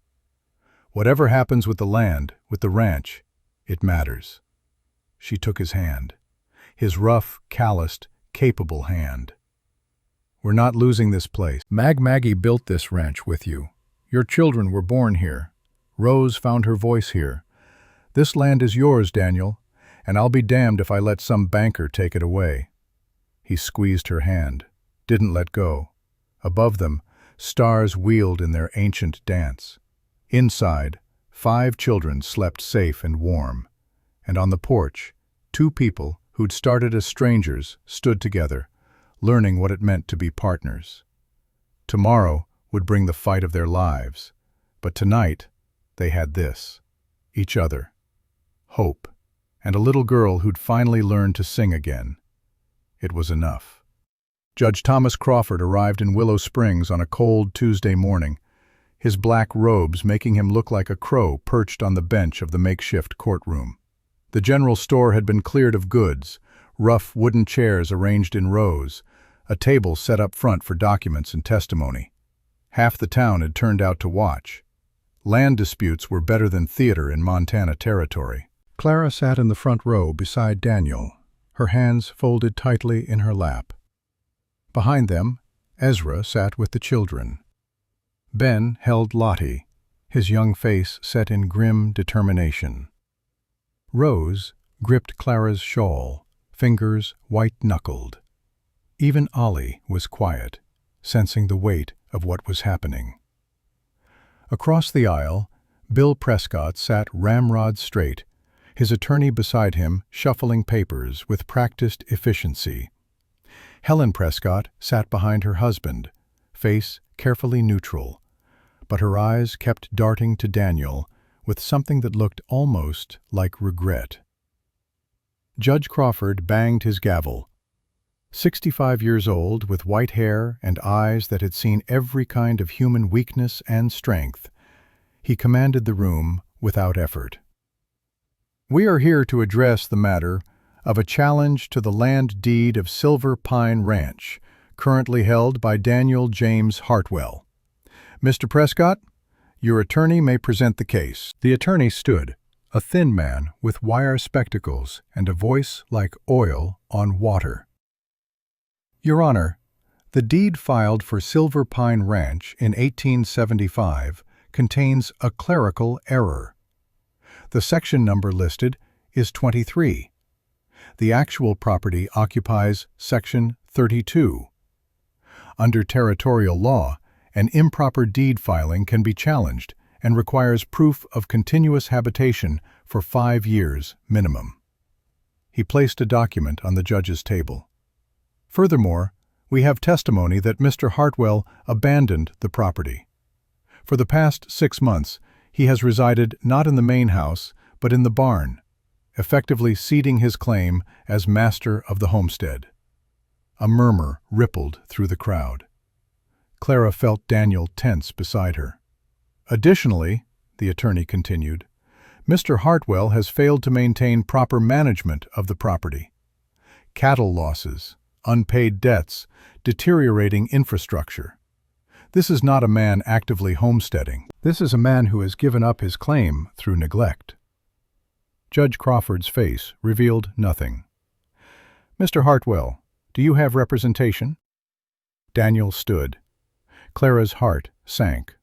They'd scraped together enough money to hire an attorney, a man named Morrison, who came recommended. But Morrison had arrived drunk that morning, barely able to stand, clearly bought off or intimidated. They were on their own. I'll represent myself, Your Honor. Very well. Present your defense. Daniel moved to the front, his weathered hands steady despite the stakes. He placed a stack of documents on the table, each one a piece of his life laid bare for judgment. Birth certificate for Benjamin Hartwell, born April 1876 at Silver Pine Ranch. That's 9 years of continuous habitation. He placed another document. Birth certificate for Rose Hartwell, born March 1878. 7 years. One by one, he laid out the evidence. 5 children, 5 births, all at Silver Pine. Tax receipts going back to 1875. Marriage certificate to Margaret Hartwell. Ceremony performed at the ranch. Letters from neighbors confirming continuous occupation. Bills of sale for cattle, equipment, supplies. As for the section number, Daniel said, his voice growing stronger, that was a clerical error made by the land office clerk, not by me. I filed in good faith. I've paid taxes on this property for 10 years without question or complaint. Until now. Judge Crawford examined the documents, his face unreadable. And the allegation of abandonment? That you've been residing in the barn rather than the house? Daniel's jaw tightened. Clara saw him struggling, saw the pride warring with necessity. She stood before she knew what she was doing. Your Honor, may I speak? Crawford looked at her, one eyebrow raised. And you are? Clara Hartwell, Daniel's wife. This is a legal proceeding, Mrs. Hartwell, not a social gathering. I understand that, Your Honor, but I have information relevant to the allegation of abandonment. The judge studied her for a long moment, then nodded. Proceed. Clara moved to stand beside Daniel, drawing strength from his presence even as she prepared to expose his pain to a room full of strangers. My husband's first wife, Margaret, died 2.5 years ago during childbirth. Their youngest daughter, Charlotte, was born the same day her mother died. Clara's voice was steady, clear. For 6 months after that, Daniel Hartwell did sleep in the barn, not because he abandoned his property, but because every corner of that house reminded him of the woman he'd lost, because walking past the bedroom where she died was more than he could bear. She turned to face Bill Prescott directly. Grief is not abandonment, Mr. Prescott. Grief is the price we pay for love. My husband never stopped working that land, never stopped providing for his children, never stopped maintaining his claim. He just, for a time, couldn't bear to sleep in the place where his heart had been broken. Helen Prescott looked away, her composed mask cracking. As for management of the property, Clara continued, turning back to the judge, I've been at Silver Pine Ranch for 3 weeks now. I've seen the books. The losses Mr. Prescott's attorney mentioned were due to last winter's blizzard, which killed cattle across the entire valley, including, I'd wager, on Mr. Prescott's own land. She pulled out a paper Ezra had helped her prepare. The debts are real, but they're being paid. The infrastructure is being repaired, and the ranch is being run by a man who is working himself to exhaustion, trying to honor his wife's memory and provide for his children. Clara's voice dropped, became more intimate, speaking to the humanity she hoped existed in these men of law and money. This isn't about a clerical error. This is about water rights. Silver Pine sits on the source that feeds Mr. Prescott's ranch downstream. With the drought, that water is valuable. More valuable than justice, apparently. Mrs. Hartwell, the attorney objected. You're making accusations without evidence. Am I? Clara looked at Bill Prescott. Mr. Prescott, how long have you owned the mortgage on Silver Pine Ranch? Prescott's face tightened. 2 years. 2 years. The same 2 years since Margaret Hartwell died. The same 2 years you've watched my husband grieve. And when did you file this challenge to the deed? Silence. When did you file it, Mr. Prescott? 6 weeks ago, he said finally. 6 weeks, right after the bank informed you that Daniel was finally getting back on his feet. Right after you learned he'd arranged to bring in help to manage the household. Right when it became clear that Silver Pine might actually survive. Clara turned back to the judge. This isn't about abandonment or clerical errors.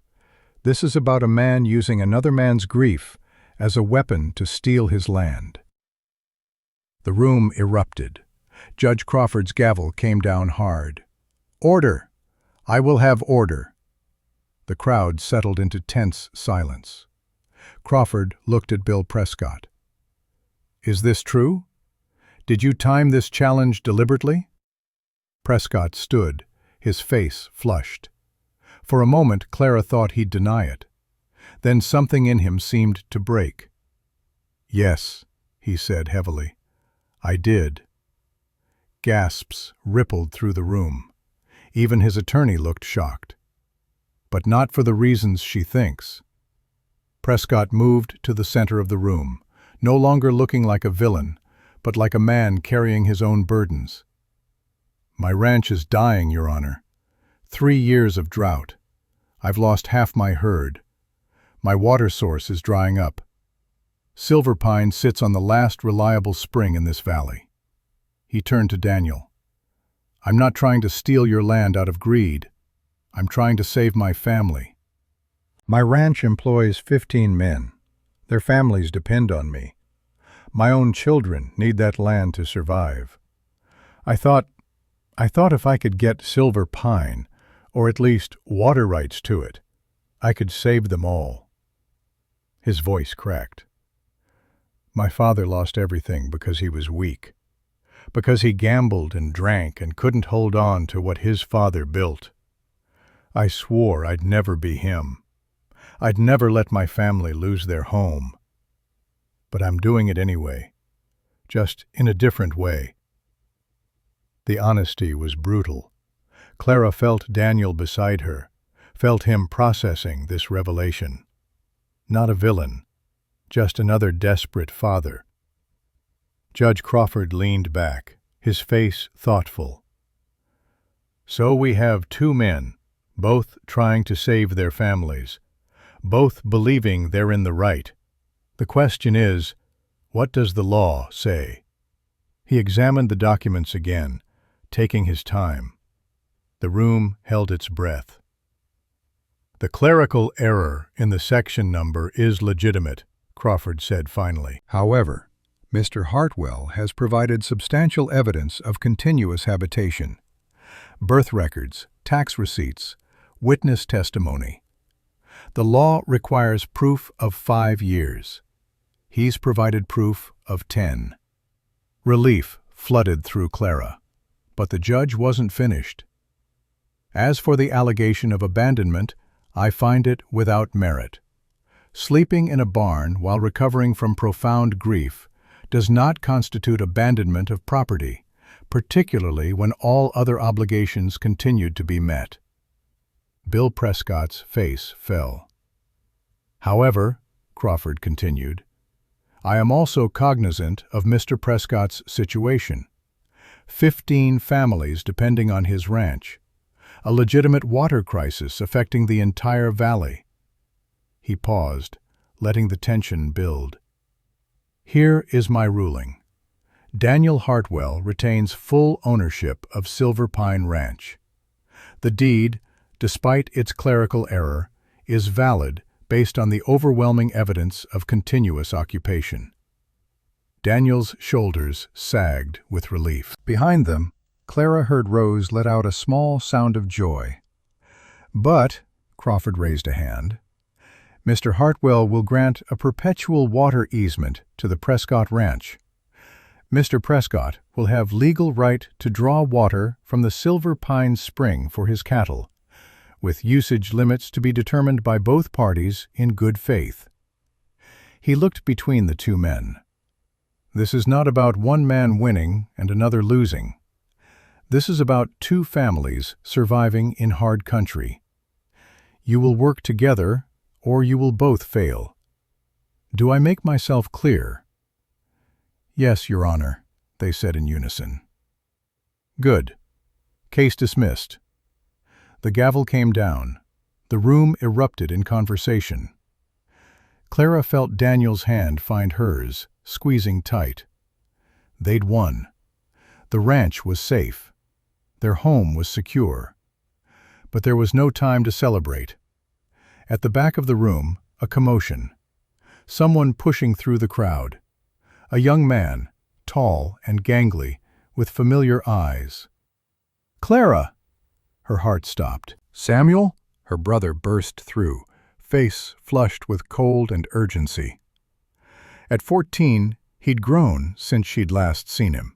Shot up several inches, but he was still her little brother, and seeing him here, now, sent panic through her chest. "What's wrong? Is it Mama? Patients?" "They're alive," Samuel said quickly.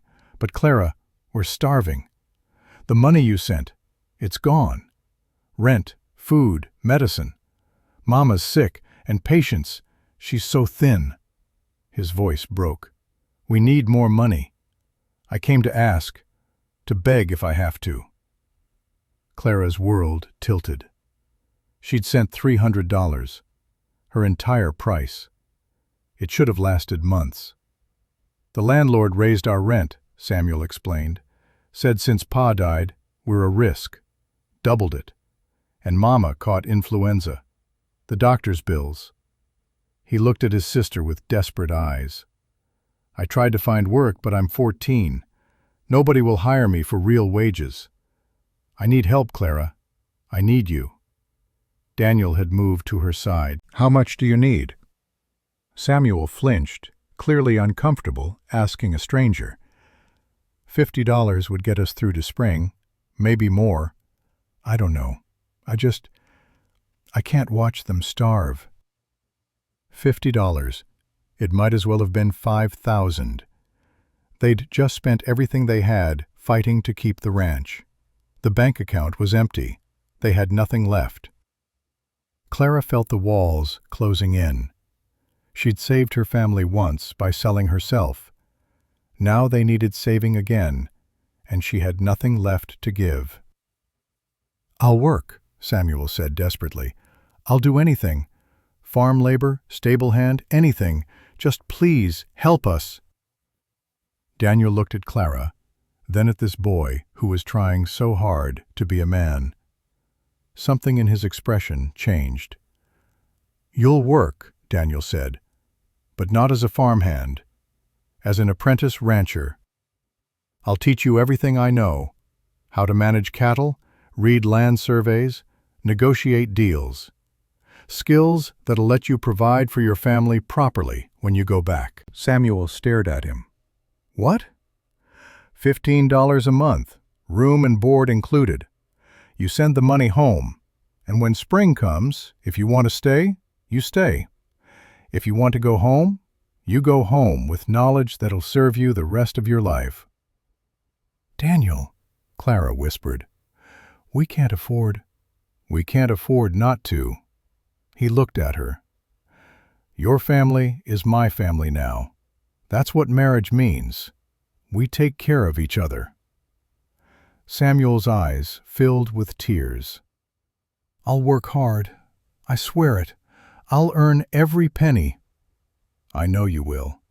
Daniel extended his hand. "Welcome to Silver Pine Ranch."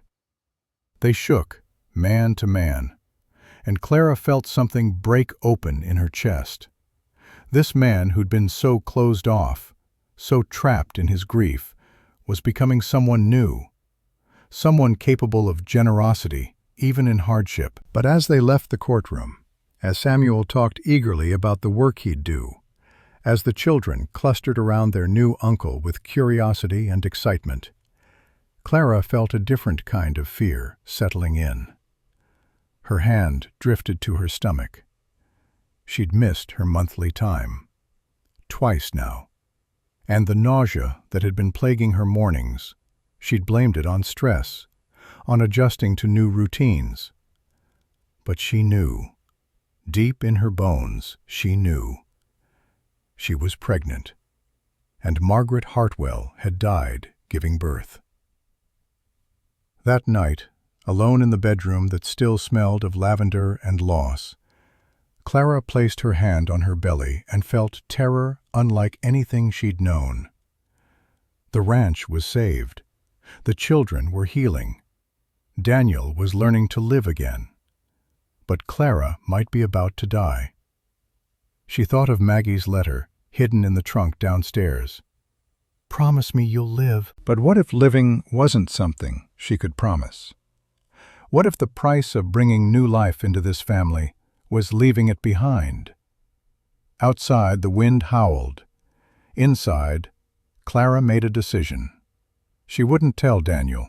Not yet. Not until she had to. Let him have these weeks of peace. Let him believe, for just a little while longer, that everything was going to be all right. Even if Clara was no longer sure it would be. Winter deepened its grip on Silver Pine. Samuel threw himself into ranch work with the fierce determination of someone trying to prove his worth. Daniel taught him in the methodical way of a man passing down legacy, showing him how to read cattle brands, repair tack, calculate feed ratios.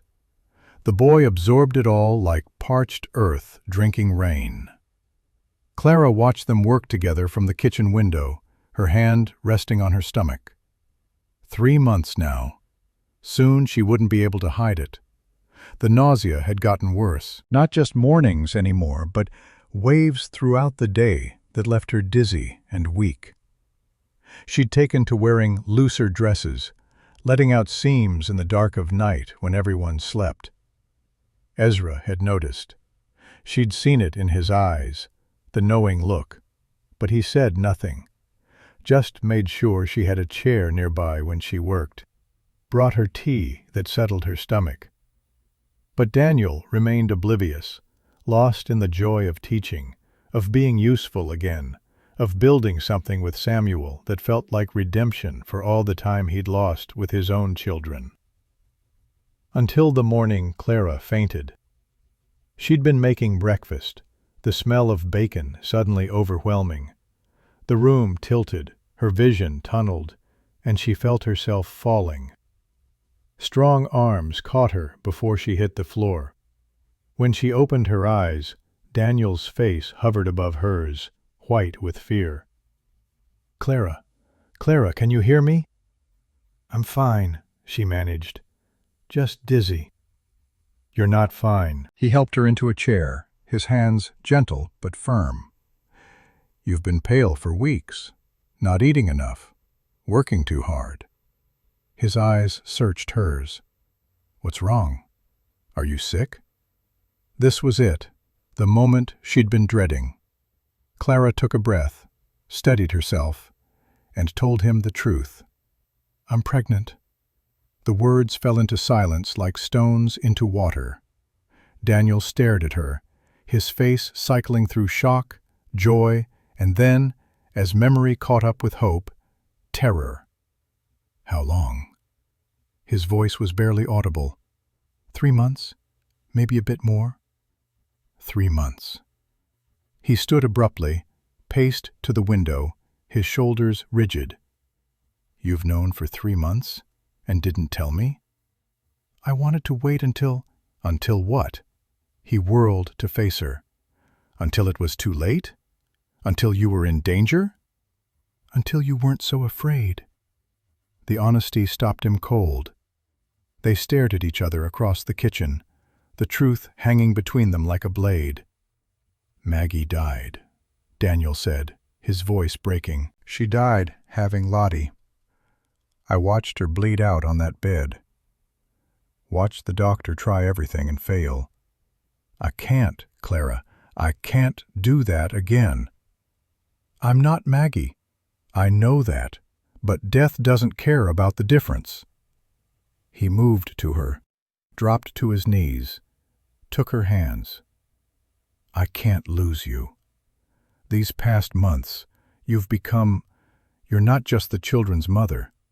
You're my partner, my friend, my—" He stopped, swallowed hard. "I love you, Clara. I didn't mean to. I fought it, but I do. And the thought of losing you the way I lost Maggie, it's destroying me." Her heart clenched. "You love me?" "How could I not?" His hands tightened on hers. "You saved my children. You saved me. You walked into this hell and somehow made it a home again. And now you're carrying my child, and all I can think about is a grave beside Maggie's with your name on it." Clara cupped his face, forced him to look at her. "Listen to me. I'm 19 years old. Maggie was 27. She'd already had 4 difficult births. Her body was exhausted. The doctor said her heart couldn't take another. The doctor also said she'd be fine. No doctor can promise that. But Daniel, I'm strong. I'm healthy. And I'm terrified too, but I'm not going to die. I'm not. You can't know that. Neither can you. So we have a choice. We can spend the next 6 months living in fear, or we can spend them living in hope." He pulled her close, buried his face in her shoulder. She felt his body shake, felt tears soak through her dress. "I can't lose you," he whispered again. "I can't. You won't. I promise." It was a promise she had no right to make. But she made it anyway, hoping desperately that she could keep it. Word spread through the valley like wildfire. The new Mrs. Hartwell was expecting. Women Clara barely knew began stopping by with advice, old remedies, stories of their own births, both triumphant and tragic. The tragic ones they shared in whispers when Daniel wasn't around, eyes sliding to Clara's belly with a mixture of pity and fear. Helen Prescott came one afternoon, alone this time. Clara almost turned her away, but something in the older woman's face stopped her. "I came to apologize," Helen said stiffly, "for my behavior, for Bill's challenge to your land, for everything." Clara gestured to a chair. Helen sat, her usual composure cracking at the edges. "I was Maggie's best friend," Helen said quietly. "Did you know that? We grew up together. I was with her when each of her babies were born, and I was with her when she died." Her voice dropped. She knew. That last day she knew she wasn't going to make it. "She made me promise to look after Daniel and the children, made me swear I'd make sure they were taken care of." Helen's hands twisted in her lap. "I thought that meant Sophia. I thought if she married Daniel, I'd be honoring Maggie's wishes." "But Maggie didn't ask for that," Clara said gently. "She asked you to look after them, not control them." "I know that now." Helen looked up, eyes bright with tears. "But I was so angry. Angry at God for taking her. Angry at Daniel for choosing a stranger over my daughter. Angry at you for being young and alive when Maggie was dead and gone." She pulled something from her pocket, an envelope yellowed with age. "Maggie gave me this the day before Lottie was born. Made me promise to give it to Daniel's second wife if he ever remarried." Helen's smile was bitter. "I kept it. Told myself I was waiting for the right person. But I was really just punishing him for not choosing Sophia." She held out the envelope. "This is yours."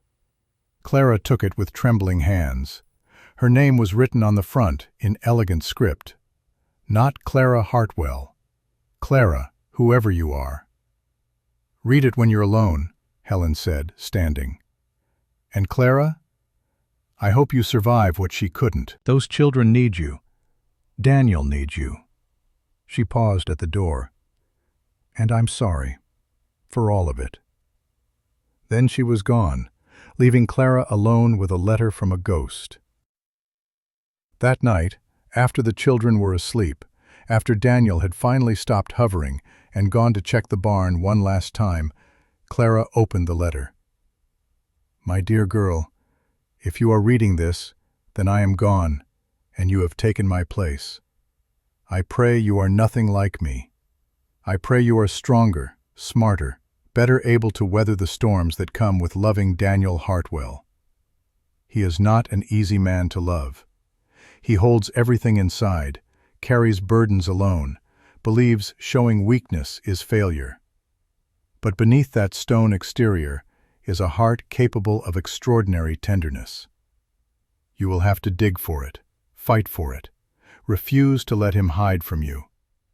My children will be wary of you. Ben will test your strength. Rose will test your patience. Ollie will test your limits. Lucy will test your constancy. And Lottie, my sweet Lottie, who I will never hold. She will test your capacity for loving what is not yours. Love them anyway. Love them fiercely and without reservation. They have been hurt enough. As for the pregnancy I assume you're carrying by now, because Daniel will not be able to help himself, let me tell you what I learned too late. Listen to your body. Rest when you need rest. Eat when you need food. Do not let pride or duty drive you past your limits. I worked until the day Lottie came, scrubbed floors in my 9th month, insisted I was fine, even when I wasn't. My body was exhausted before labor even began. Do not make my mistake. And when the time comes, when you are in that room fighting for your life and your baby's life, remember this: you are not me. Your story does not have to end the way mine did. Live, Clara. Live for yourself. Live for Daniel. Live for all of us who couldn't. With all my hope for your future, Margaret Hartwell. Clara read the letter 3 times, tears streaming down her face. This woman she'd never met, this ghost who'd haunted her every step, was giving her permission, giving her instructions, giving her hope. She folded the letter carefully and placed it in her pocket. Then she went to find Daniel. He was in the barn, as expected, ostensibly checking on a pregnant mare, but really just hiding from his fear. Clara found him in the stall, sitting in the hay, his head in his hands. Daniel. He looked up, eyes red. "I'm sorry. I just needed a minute." "I know." She sat beside him, ignoring the hay sticking to her dress. "I need to tell you something. About Maggie." His body went rigid. "Clara. She left me a letter. Helen just gave it to me." Clara pulled it out, handed it to him. She knew. That last day, she knew she was dying. And she wrote to me. To whoever you married after her. Daniel took the letter with shaking hands, read it in the dim lantern light. When he finished, tears were streaming down his weathered face. "She wanted you to be happy," Clara said softly. "She wanted the children to be loved. She wanted me to survive what she couldn't." "I miss her," Daniel whispered. "God help me. I miss her every day. But Clara, I love you. Is that betrayal? Loving you while still missing her?" "No." Clara took his hand. "Maggie said it herself. Love isn't finite. It multiplies. You can miss her and love me. You can grieve what you lost and celebrate what you have. That's not betrayal. That's being human." He pulled her close, held her like she might disappear. "I'm so afraid." "So am I, but we're afraid together. That makes it bearable." They sat in the hay, holding each other, while the pregnant mare shifted restlessly in the next stall, and snow whispered against the barn walls. The months crept forward. Clara's belly swelled.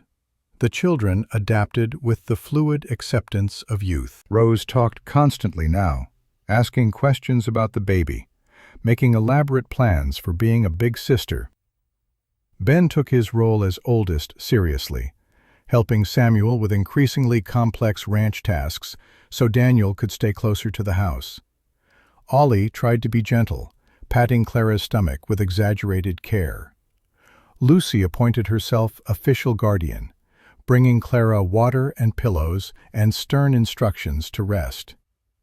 Samuel proved invaluable, not just with ranch work, but with the emotional labor of holding a family together. He wrote letters to his mother and sister weekly, sending money home, and in return received news that Catherine's health was improving, that patience was growing strong. "When the baby comes," Samuel told Clara one evening, "I think I'll stay, if that's all right. Mama says she's doing better, says she wants me to learn everything I can here, says this is my chance to make something of myself." "We'd love to have you stay," Clara said honestly. "You're family now." "I never had a brother before," Ben said, appearing in the doorway. "It's nice." The two boys grinned at each other, and Clara felt her heart expand. This family that had been so broken was knitting itself back together, making room for new members, finding joy in unexpected places. But as March turned to April and Clara's due date approached, fear crept back in. Daniel grew more tense, more hovering, more prone to waking in the night to check on her.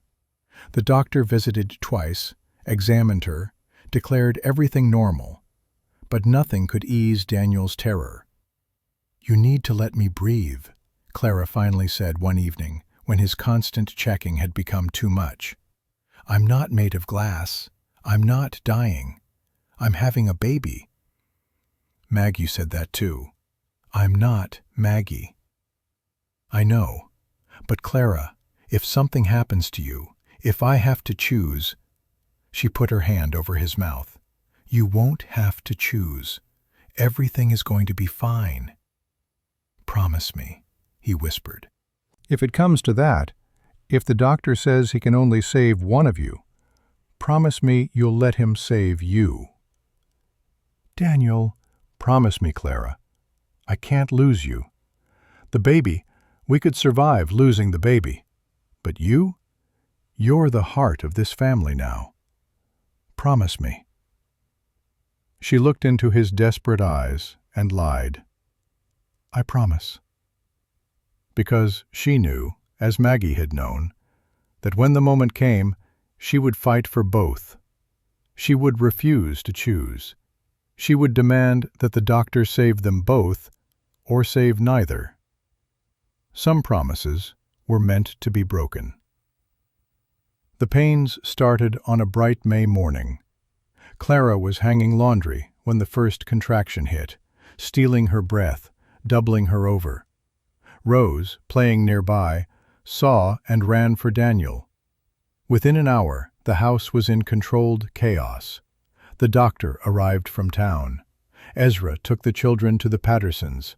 Samuel and Daniel paced like caged animals. And Clara, in the bedroom that had been Maggie's, fought the hardest battle of her life. Hours passed. The pain intensified. Clara heard the doctor murmuring to Daniel outside the door, heard Daniel's voice rising in panic, heard the word complications repeated like a curse. Then the doctor was back, his face grim. "The baby's breech. Stuck. I'm going to have to—" "Save them both," Clara gasped between contractions. "Mrs. Hartwell, I need to be realistic." "Save them both." Her voice was iron. "I don't care what you have to do. You will save my baby, and you will save me. Do you understand?" The doctor looked at Daniel, who stood white-faced in the doorway. "Do what she says," Daniel whispered. "Save them both, or don't bother saving either." What followed was agony. Hours of pushing and bleeding and praying. Clara drifted in and out of consciousness, heard Daniel's voice reading from Maggie's letter, felt his hand gripping hers like an anchor to life. Then, finally, a cry, high and piercing and furious. "It's a girl," the doctor said, and Clara heard tears in his voice. "A healthy baby girl." "Clara?" Daniel's face appeared above hers, pale and terrified. "Clara, stay with me." "I'm here," she whispered. "I'm not going anywhere." The doctor placed the baby in her arms. Dark hair, gray-blue eyes, a rosebud mouth already searching for food. Perfect. Alive. Worth everything. "Catherine," Clara murmured, "for my mother. And Margaret, for yours." Daniel's tears fell on her face, on the baby, on the sheets stained with blood and birth. "You did it. You both did it." "I told you," Clara said, exhaustion pulling her under. "I'm not Maggie. My story doesn't end the way hers did." She slept then, deeply and dreamlessly, while Daniel held his wife and daughter, and finally, let himself believe in second chances. When she woke, the room was full of children. Ben holding Lottie so she could see. Rose chattering excitedly about being a big sister again. Ollie declaring the baby looked like a raisin, but he supposed she'd improve. Lucy gently touching the baby's tiny hand. And Samuel standing awkwardly in the doorway until Clara beckoned him closer. "Meet your niece," she said. "She's so small," Samuel breathed. "You were too, once." Daniel appeared with coffee, with food, with blankets. Hovering and fussing and unable to stop touching Clara, as if to confirm she was real, she was alive, she had survived what Maggie hadn't. That night, after everyone had finally gone to bed, after Catherine Margaret Hartwell had been nursed and changed and cooed over, Daniel and Clara lay together in the lamplight. "I should have said it sooner, said it more often. But you've always known, haven't you?" "I know," she said simply. "I've known for a while." "How?" "The way you look at me. The way you trust me with your children. The way you fought to save me today, even though it terrified you." She touched his face. "Love isn't always loud, Daniel. Sometimes it's quiet, steady, sure." He kissed her then, gentle and reverent, a promise and a benediction. Outside, spring was turning the world green. Inside, a new life had begun. And somewhere, in whatever place the dead go to watch the living, Clara liked to think Maggie was smiling. 3 years passed. Silver Pine Ranch, spring, 1889. Daniel Hartwell, now 32, stood in the same spot where he'd once taught Ben to shoe a horse. But this time, his son's hands were steady, the technique flawless. "Good," Daniel said. "When you take over this place someday, you'll need to know every skill by heart." Ben, now 12, grinned. "Still got a few years before that, Papa." Behind them, the ranch thrived. Cattle dotted the fields, fences stood straight and strong, and the house that had once felt like a tomb now rang with laughter. Rose, 10 years old, chased Ollie through the yard, both of them arguing about whose turn it was to gather eggs. Lucy, 6, sat on the porch with Samuel, now 17, teaching him to read better. And inside, Clara sat by the window, nursing baby Catherine, while Lottie, now 5.5, helped by singing loudly off-key. "Mama Emma," Lottie announced, using the name all the children had settled on. "When Catherine's bigger, I'm going to teach her everything." "I'm sure you will, sweetheart." Samuel appeared in the doorway, a letter in hand. "News from home. Mama says Patience is engaged, getting married next spring." "That's wonderful," Clara said. "Will you go back for the wedding?" "For a visit, but I'm staying here after." Samuel's voice was certain. "This is home now." Daniel entered, swept Catherine from Clara's arms with practiced ease. The fear that had once paralyzed him had transformed into tenderness. "Bill Prescott stopped by earlier," he said. wanted to discuss expanding the water easement, his herds growing. What did you tell him? That we'd work it out, like we always do. Daniel smiled. Funny how enemies can become allies when you stop fighting.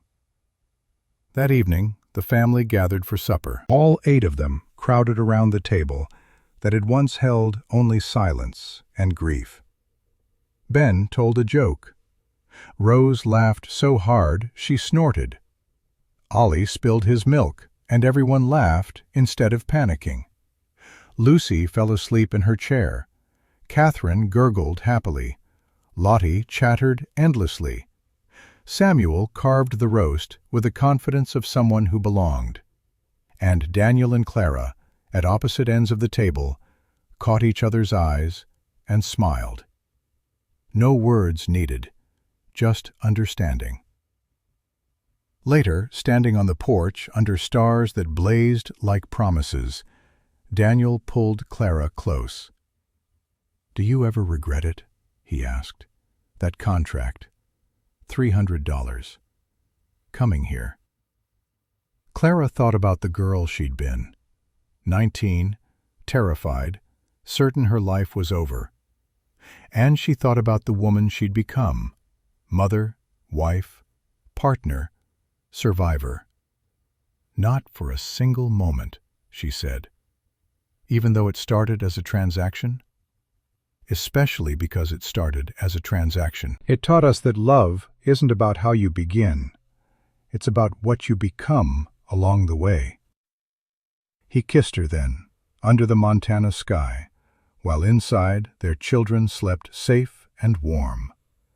The girl who'd been sold for $300 had found something money could never buy. She'd found home. She'd found family. She'd found herself. And in the end, that was worth more than all the silver in Silverpine.